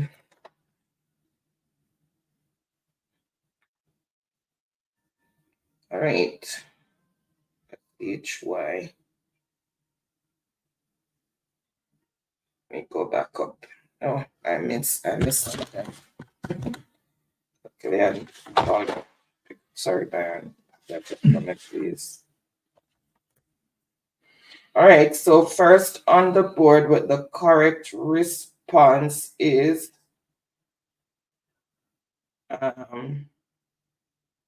Truck Life. All right. Truck Life with 800 points. Then Don Mel, Tiffany, Kenisha, Monica, but the spellings of Natzel, Reggae Girl, Ricardo. All right, the brother came in with Monica, Shawnette, and G Angel. All right, so Truck Life is saying animals for 500. All right, name this animal. Everybody run out. Name this animal.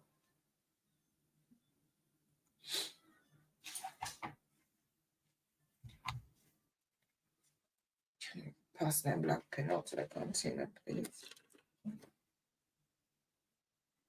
Not this one, the other one with the darker top. Yeah, that one. Thanks. Face of her.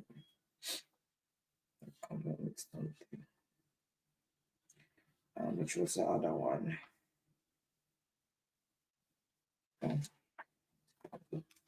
All right, so all right, I see the answer that I am looking for, so no delays. And it is, what is a raccoon? And that is for 500 points. So this is a raccoon, and note the spelling of raccoon. Yeah, raccoon. All right.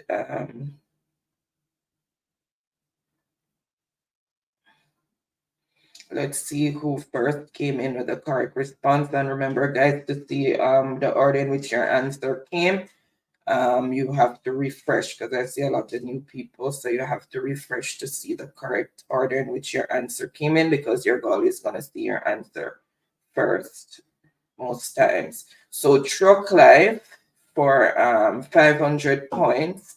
Then Reggae Girl, Truck Life is on a roll tonight. Then Tiffany, Quick, then Andrew, Rave, G Angel, Kenisha, Trevor. You have to put what is. You have to answer in the form of a question. The question is in the form of a statement. So you have to answer in the form of a question. What is for place or thing, and then who is if you're answering with the name of a person. Ricardo, Liz, Monica, Shawnette, and that's how the answers came in. Yvonne, welcome, everyone, sorry. Truck Life.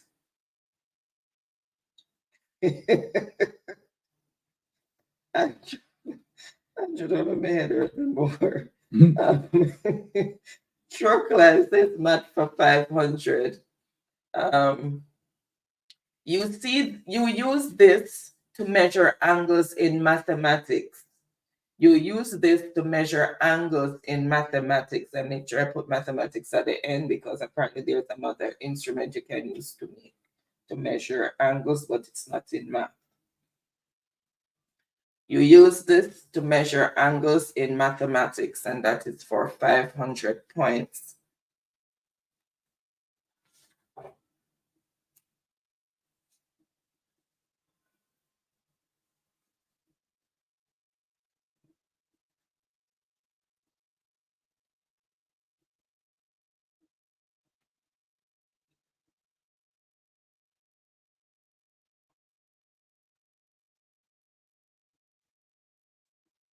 All right, I see the answer that I am looking for, and it is what is a protractor. So a protractor is used to measure angles in mathematics, and that is for 500 points. So let's see who picked up those 500 points. Let me refresh.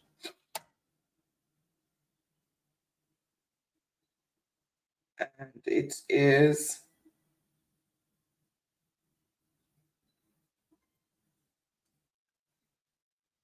it was okay. I'll look back on that. So Ricardo for 500 points. Then Sonia, Reggae Girl, Brittany, Kenisha, G Angel, Monica Hall. And so the score as it is, Ricardo on 900 Yvonne. points, Truck Life on 1300 points. Truck Life on 1.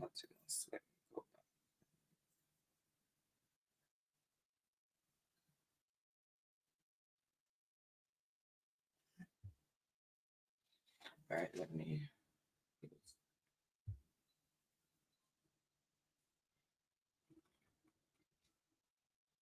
Is it going to be in order? All right, choose the next category and for how many points?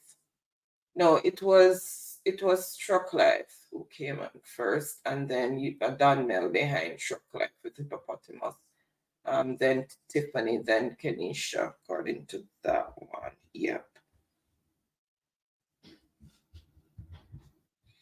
Animal for 300. Name this bird. Let me see if you can. So name this bird.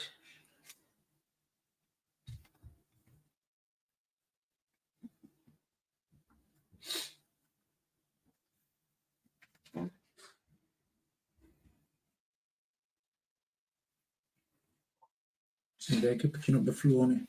I don't know what I'm coming up. All of my rooms yesterday, everybody was on isolation. Everybody had some respiratory issues. So might be pick up something from them. Maybe. The one in a gynae one because it must stop cough. I never cough. Oh my goodness. Always wear the mask.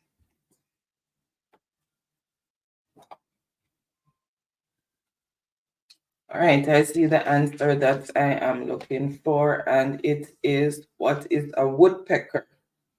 So it's the woodpecker. Remember Woody Woodpecker when we were growing up, that cartoon? That is for that is for 300 points. All right, let's see who picked up those 300 points. So let me refresh.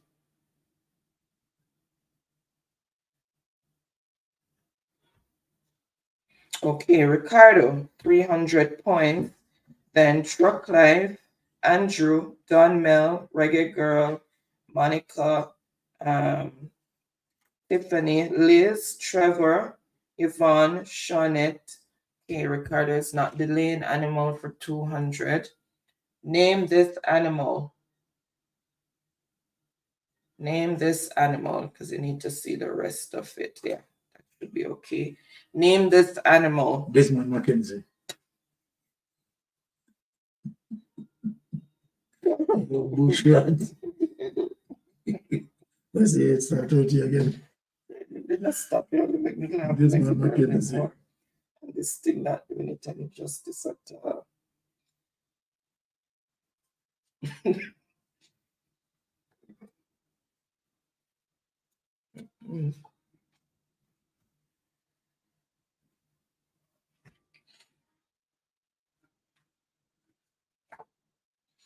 All right, I see the answer that I am looking for, and it is what is a beaver?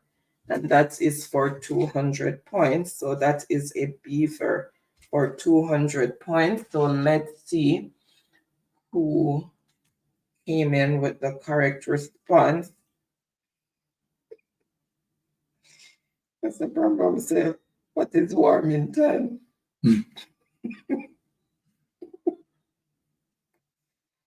Oh my God. Truck life. It's a truck life. Truck life, your internet come back bigger and better.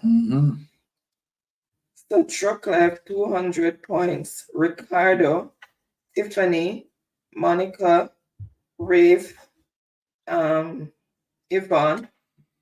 And that's how the answers came in. Truck lives in the fish. All right, celebrities for 500. Celebrity, 500. Name this celebrity for 500 points. It's a 500 point smile.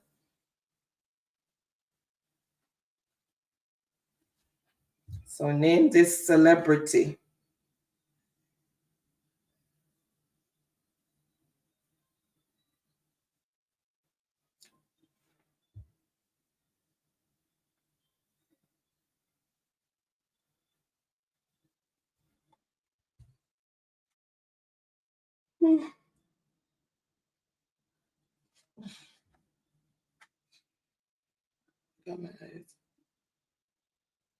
Water. Unread. Yeah. Let me just scan anyways. All right, I see the answer that I am looking for, and it is Michael B. Jordan. So Michael B. Jordan, and that is for 500 points. All right, so let's see who picked up those 500 points.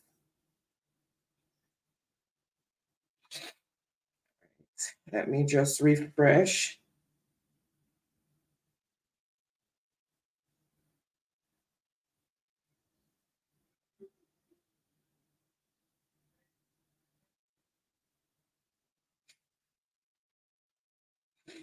Andrew. Oh my God.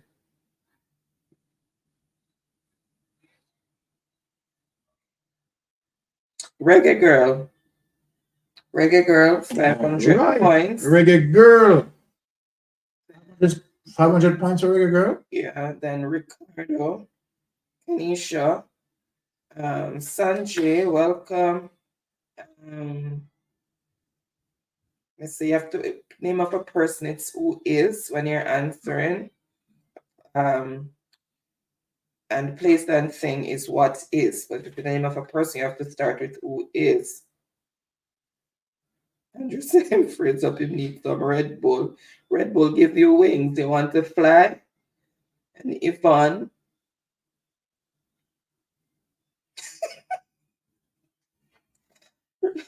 Reggae Girl, why you want me to expel Chocolate? He has not done anything wrong in class. He's shining like a diamond. G Angel, that's how the answers came in. So Reggae Girl is going with celebrity for 100. Name this celebrity. Everybody run out. Everybody run out.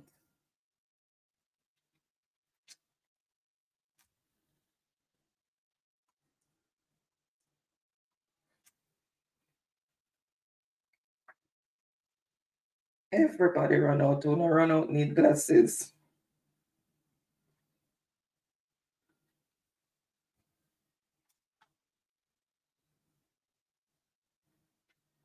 All right.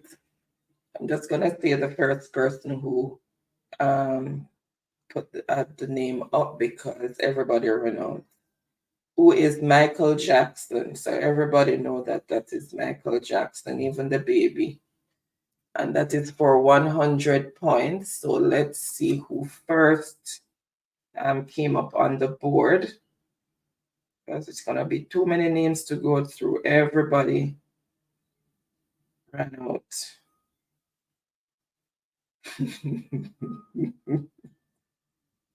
Andrew, what type of spelling? Okay, first on the board, the complete response is Truck Life for 100 points, and then everybody else. So the score as it is, Reggae Girl on 500 points, Ricardo 1200 points, and Short Life 1600 points. All right, choose the next category and for how many points. Celebrity for 200. Yes, the alien spelling is a thing of the past, Andrew. All right. Me unveil him. Name this celebrity. Name this celebrity. What is that? The $200 smile? 200-point smile.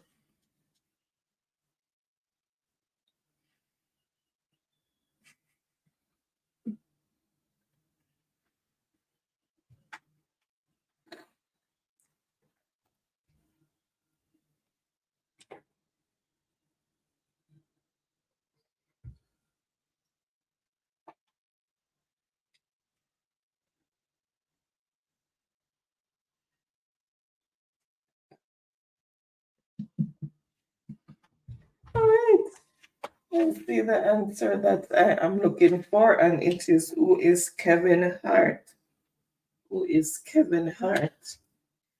So let's see.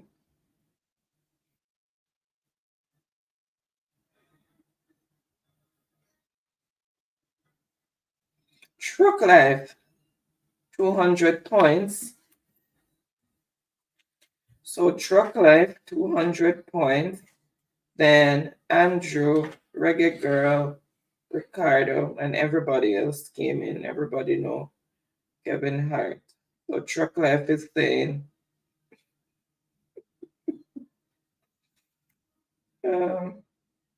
Truck Life celebrity for 300. Name this celebrity. Everybody run out.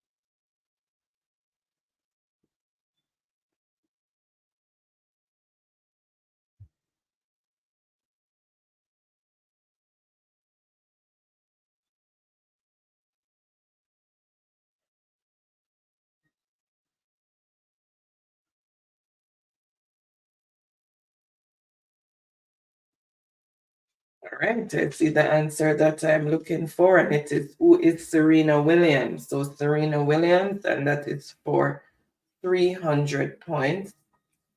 So let's see who picked up those 300 points. Let me just refresh.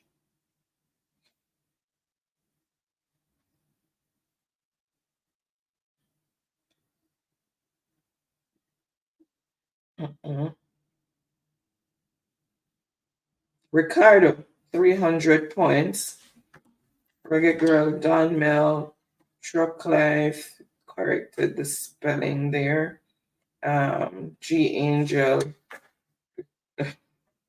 Rafe, Liz, Yvonne, Monica, Shawnette. So the answers came in. Ricardo switching it up. Math for 300. And it's a double your score. So 300 points will be added to the score, and then the overall score will be doubled. Numbers whose only factors are 1 and itself. Numbers whose only factors are 1 and itself.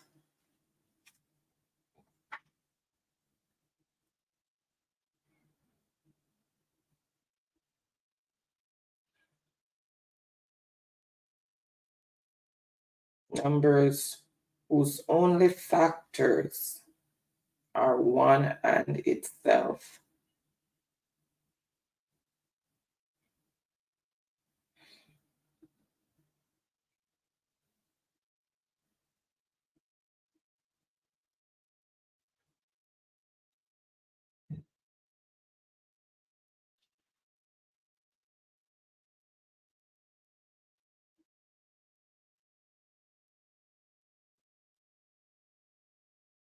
All right, I see the answer that I am looking for, and it is prime numbers. So what is prime numbers? So prime numbers are numbers whose only factors are 1 and itself, and that is for 300 points, and then overall score is going to be doubled. All right, let's see who will run away with all those points.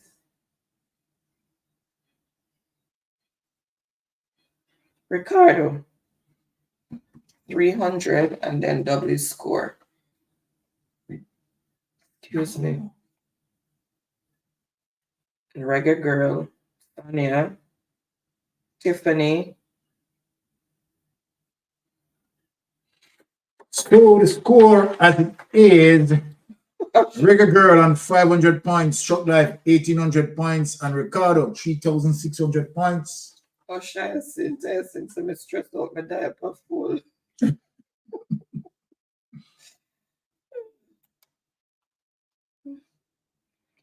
Ricardo, math for 200.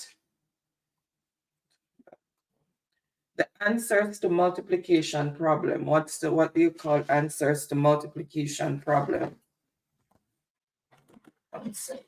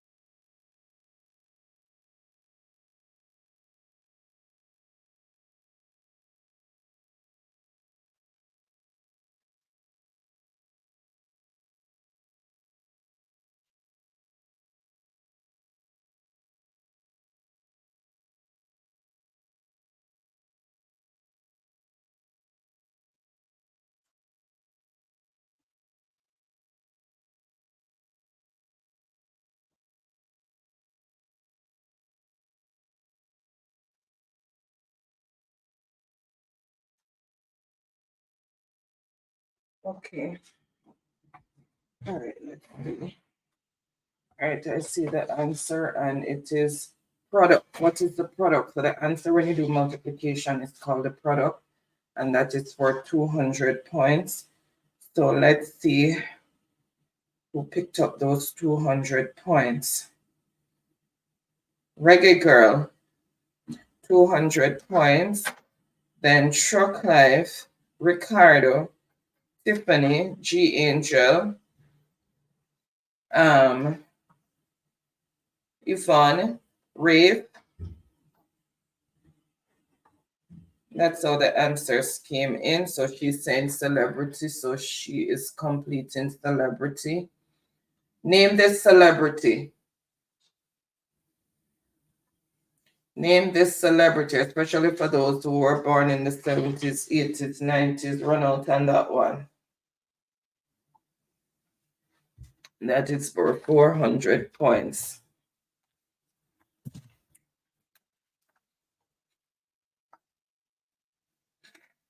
Girl. Girl. Oh my goodness. Reggae Girl, you show me that you're very young.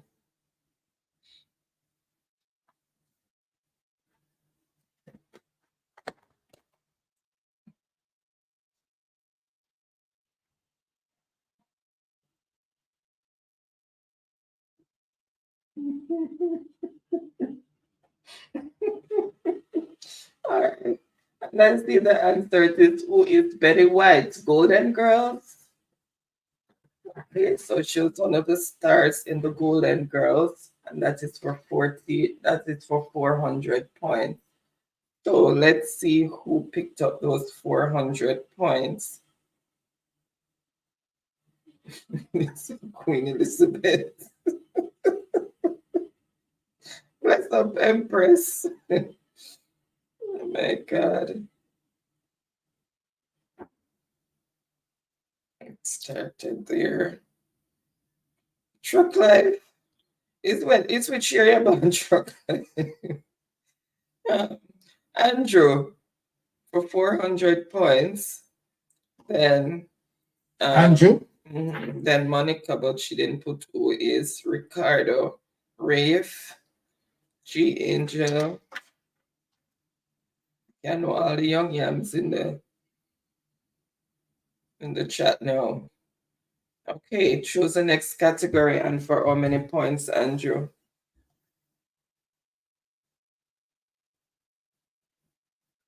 Yes, back in the days, Betty always was very funny. Animal for 100. Name this animal who loved to turn over people garbage can. Remember Baron? We lived in Ontario. People always turn over and turn over the garbage on our burst the bag. Do not call the name.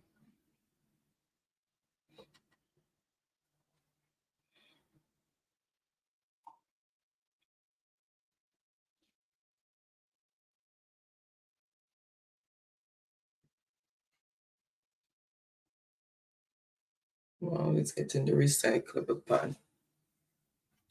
All right, I see the answer that I'm looking for, and it is what is a squirrel. So that's a little squirrel, very cute, but can be a nuisance. That is for 100 points. All right, let's see who picked up those 100 points.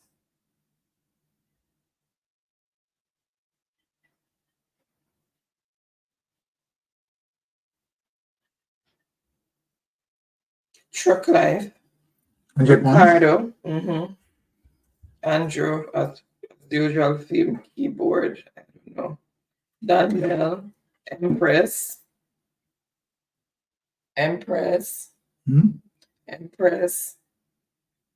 What?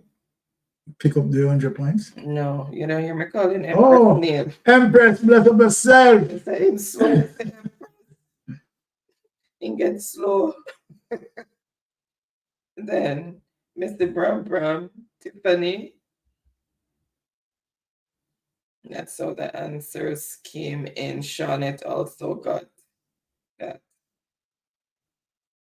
All right. Math for 100. A shape that has 5 sides. What do you call a shape with 5 sides?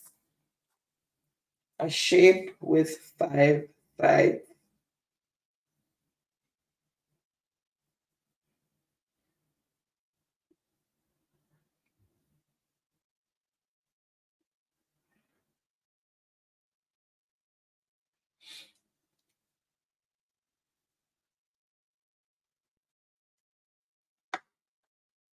A shape with 5 sides. I see the answer that I'm looking for, and it is what is a pentagon. So a pentagon has 5 sides. All right, and that is for 100 points. It gets worse. It's for 100 points. All right, let's see who came in with the correct response.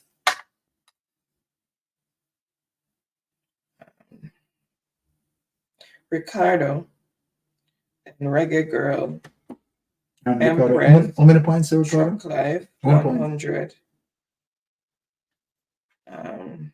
Don Mel, Tiffany.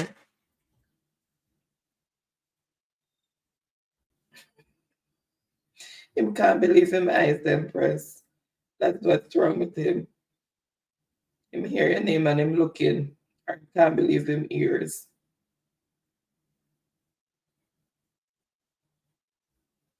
Bless up, Julian. Happy Friday. Thank you so much for tuning in.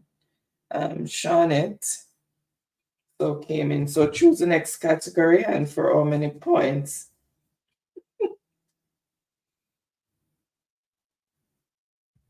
So we have brain teaser, so you can just put BT, and scrambled words, so you can just put SW and then the amount that you want it for.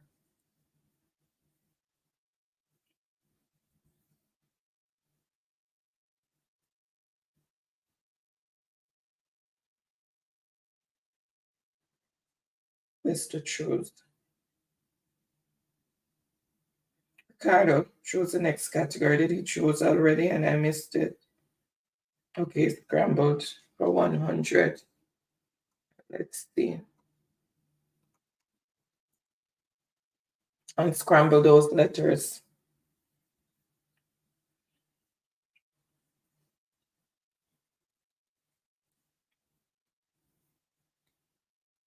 Unscramble those letters.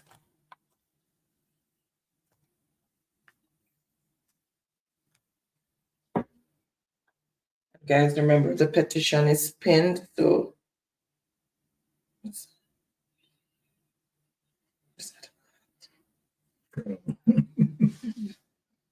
Good, they kiss a crowd.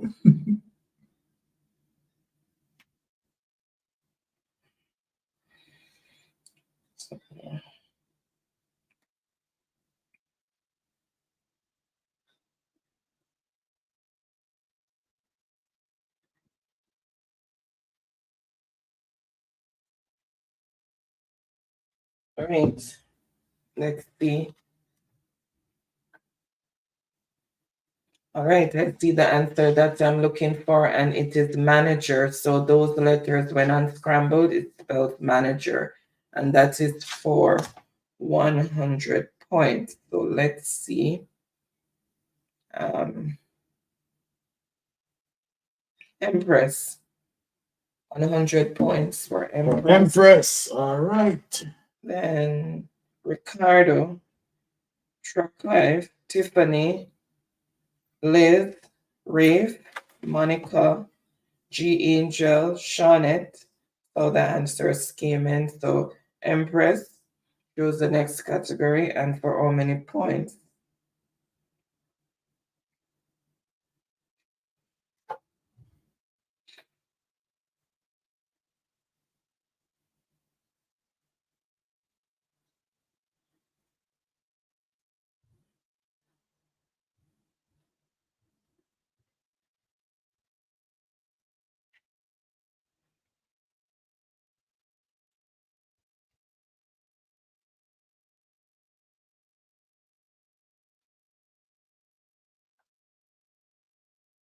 $200.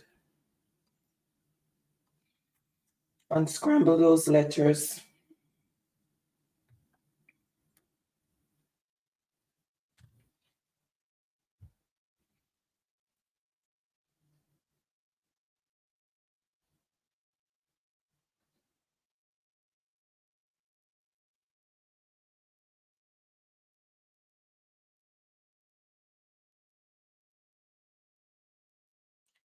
Welcome, David. Happy Friday. David, run in.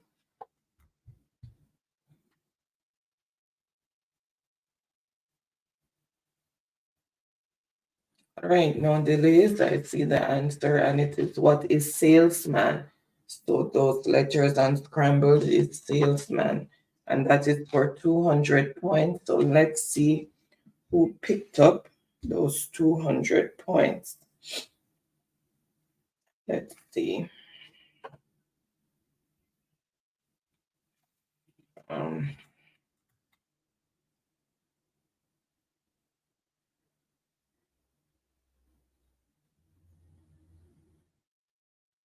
David for 200 points.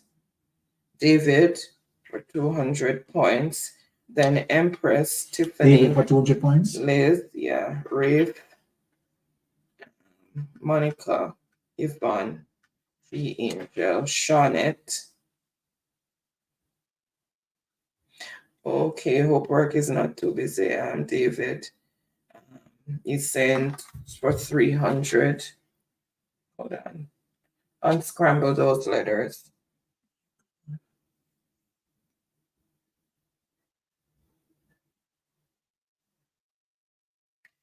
I do not know. It's not that big.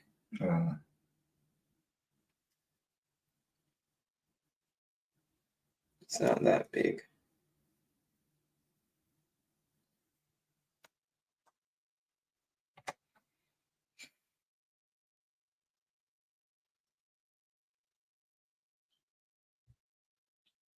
I see the answer that I'm looking for, and it is leopard. What is a leopard?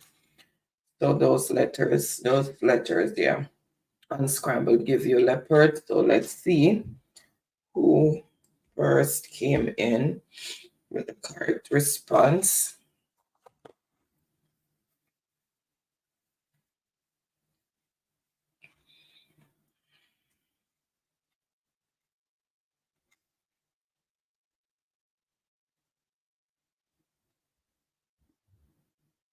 David for 300, then Empress, David for Reeve, 300. yeah, Monica, G Angel, Liz, that's where the answers came in, Shawnette, throwing down up there, so 400, keeping it scrambled, unscramble those letters.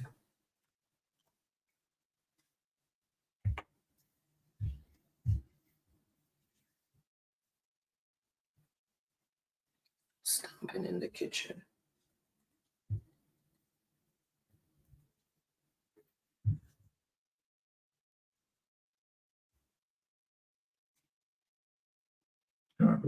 Board. Oh, is the board you're looking at? Mm-hmm. What? Is the board you're looking at? Mm-hmm. I look at so. I wonder how they meet so. They would be here so. Oh. All right, I see the answer, and it is what is engineer. So engineer, and that is for 400 points. Let's see who picked up those points.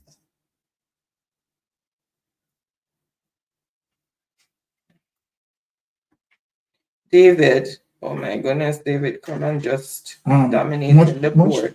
400. Then Reggae Girl, Empress, Sonia, Tiffany, Reeve, Yvonne, Liz, G Angel, Shawnette. So choose the next, okay, it's completing scrambled words. Unscramble those letters.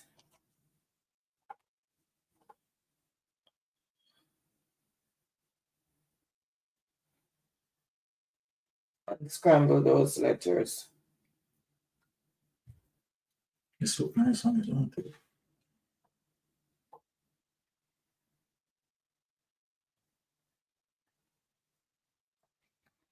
I like it.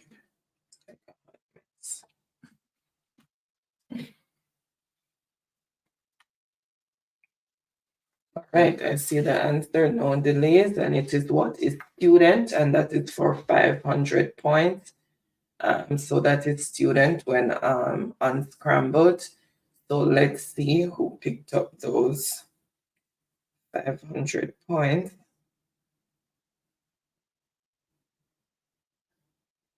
David, oh my God, he cleaned it. David, he 500 cleaned points. that category, yes, 500 points. Then Tiffany, oh, she has students. Reeve, Empress, Tiffany corrected, Brittany, G Angel.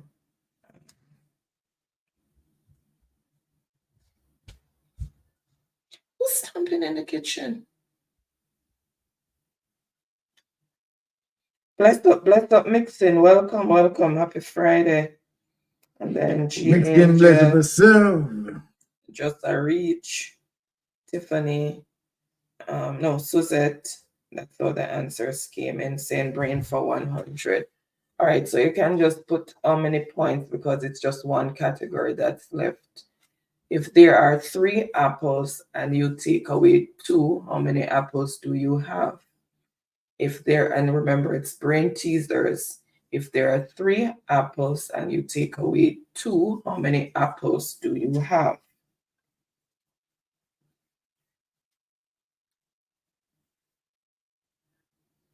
If there are 3 apples and you take away 2, how many apples do you have?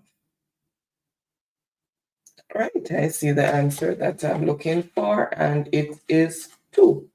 You had 3, you took 2, so you have 2. So answer is 2, and that is for 100 points. It's brain teasers. All right, let's see who picked up those points. let's see. Empress. How much? 100. Then Tiffany, Truck Life, Ricardo, Liz, Monica. The answers came in. Hush, hush, pretend it's her phone acting up. Yvonne also came in with 2. All right. So, how many points? 200. What breaks yet never falls, and what falls yet never breaks? What breaks yet never falls, and what falls yet never breaks? And it's a double point answer, so that's for 400 points.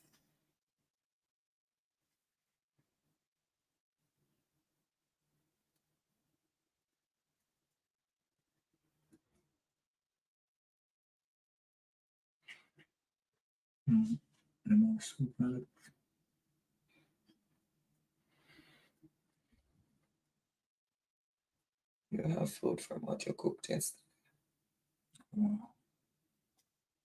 All right, I see the answer that I'm looking for, and it is what is morning and night. So if you have day, I will work with that, but if I see morning first, if you have day, I will work with that. So daybreak and night.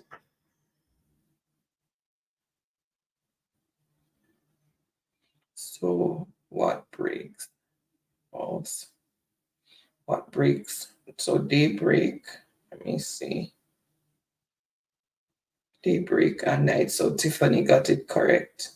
So it has to be in the correct order. So what breaks yet never falls, daybreak, and what falls and never breaks. So night falls, but it never breaks. So it has to be in the correct order.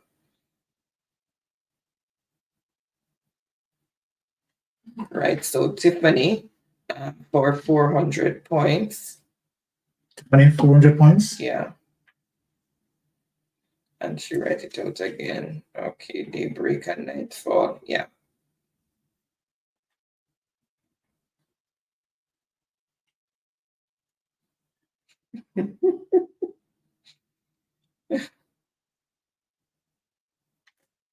I'm coming down with something mixing. I don't feel good at all. All right, Tiffany for 300. Sorry. Reveal it. The more you take, the more you leave behind. What are they? The more you take, the more you leave behind. What are they?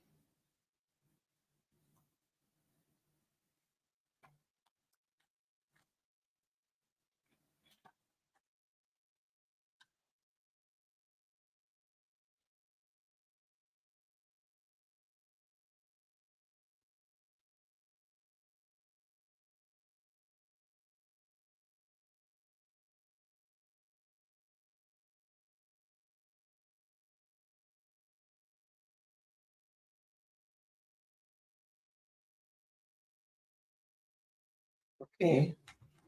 And see the answer that I'm looking for, and it is what is footsteps. So footsteps, and that is for 300 points. So let's see who picked up those 300 points. Let's see. Empress. So Empress. 300 points. For 300 points. Then Ricardo. Andrew.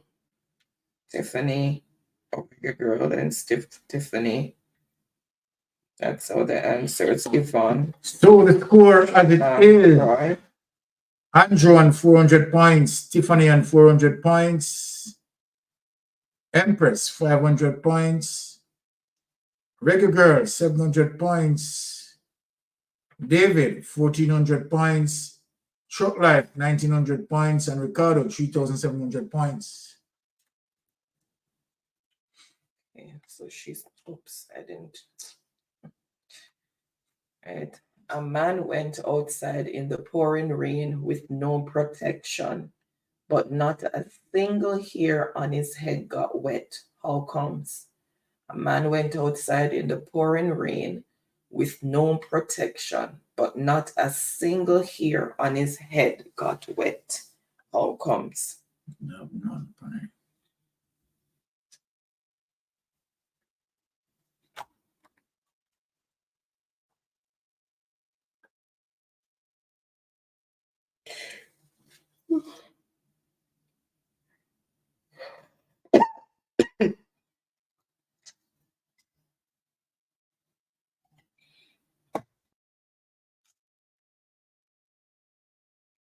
All right, I see the answer, and it is the man was bald, so he didn't have any hair.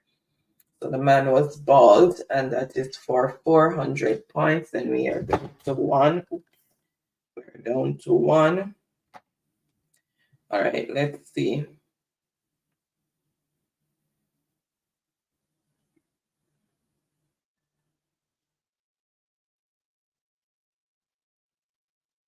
Let's start. Empress, 400, then Truck Life, Empress, 400. Then Dunmill, Liz has no hair, so same thing, bald. Tiffany, Monica, Troy, Mr. Bram, Yvonne, is headless. Oh my God. Mixin. Okay, Sharon also came in with a correct response. All right. So last one, I'm just going to reveal that. And it is a cowboy rides into town on Friday. He stayed in town for 3 days and rode back out on Friday. How is this possible? So a cowboy rides into town on Friday. He stayed in town for 3 days and rode back out on Friday. How is this possible?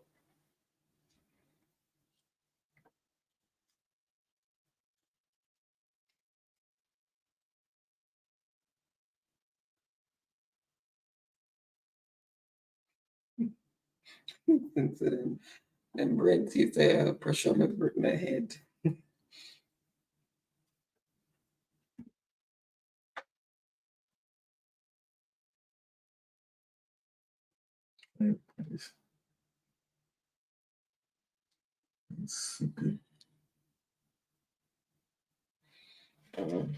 Okay, I see the answer that I am looking for, and it is the horse's name is Friday. So he rode on his horse into town. He rode on Friday into town, and then he rode Friday back out of town. So that is for 500 points. All right, let's see who picked up those 500 points. India, welcome. Happy Friday. How are you doing?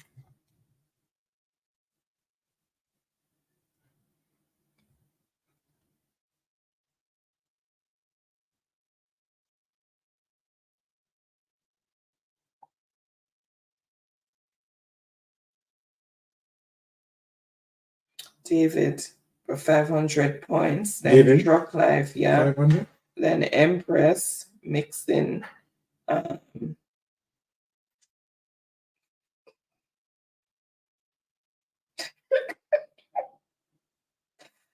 Liz, Mr. Bram, Monica, Ricardo, yep, the horse. All right, that's all. Sharon Barnes also got it. Okay, Reggae Girl, no problem. I think I have your number, but you can message me on WhatsApp if anything changes. Whoa.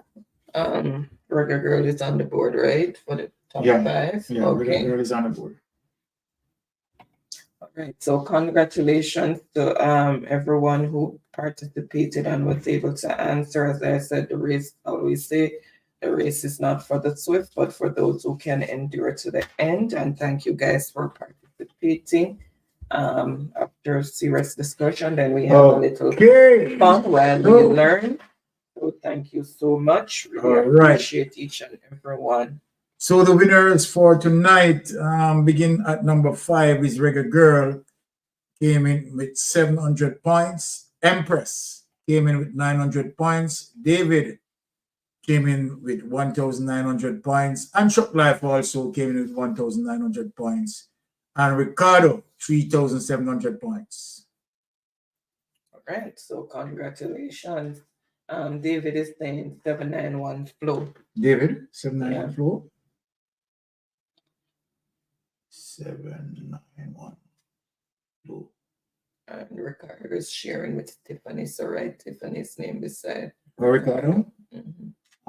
And Tiffany, right? Yeah. Okay. Mhm. Any more requests? Mr. Bram, so my finger too fat. Not that I can see. Mhm. Okay, guys, thank you so much. Really appreciate each and every one. Have a blessed and wonderful weekend. And until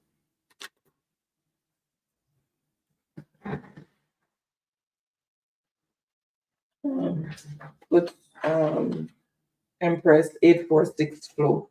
846. I still have your several numbers, Empress. 846 flow. 846 flow. She wanted. I still have all your numbers. Okay, thank you so much, Nixon. All right, there you have it. Lie down. All right. So here's the document. Thank you. All right, let me just go find that. Okay. All right, guys. So I'm not going to delay. So safe travel on the gravel and have a wonderful and blessed weekend. And thank you so much. Really love and appreciate each and every one. Thank you so much, guys. Bye.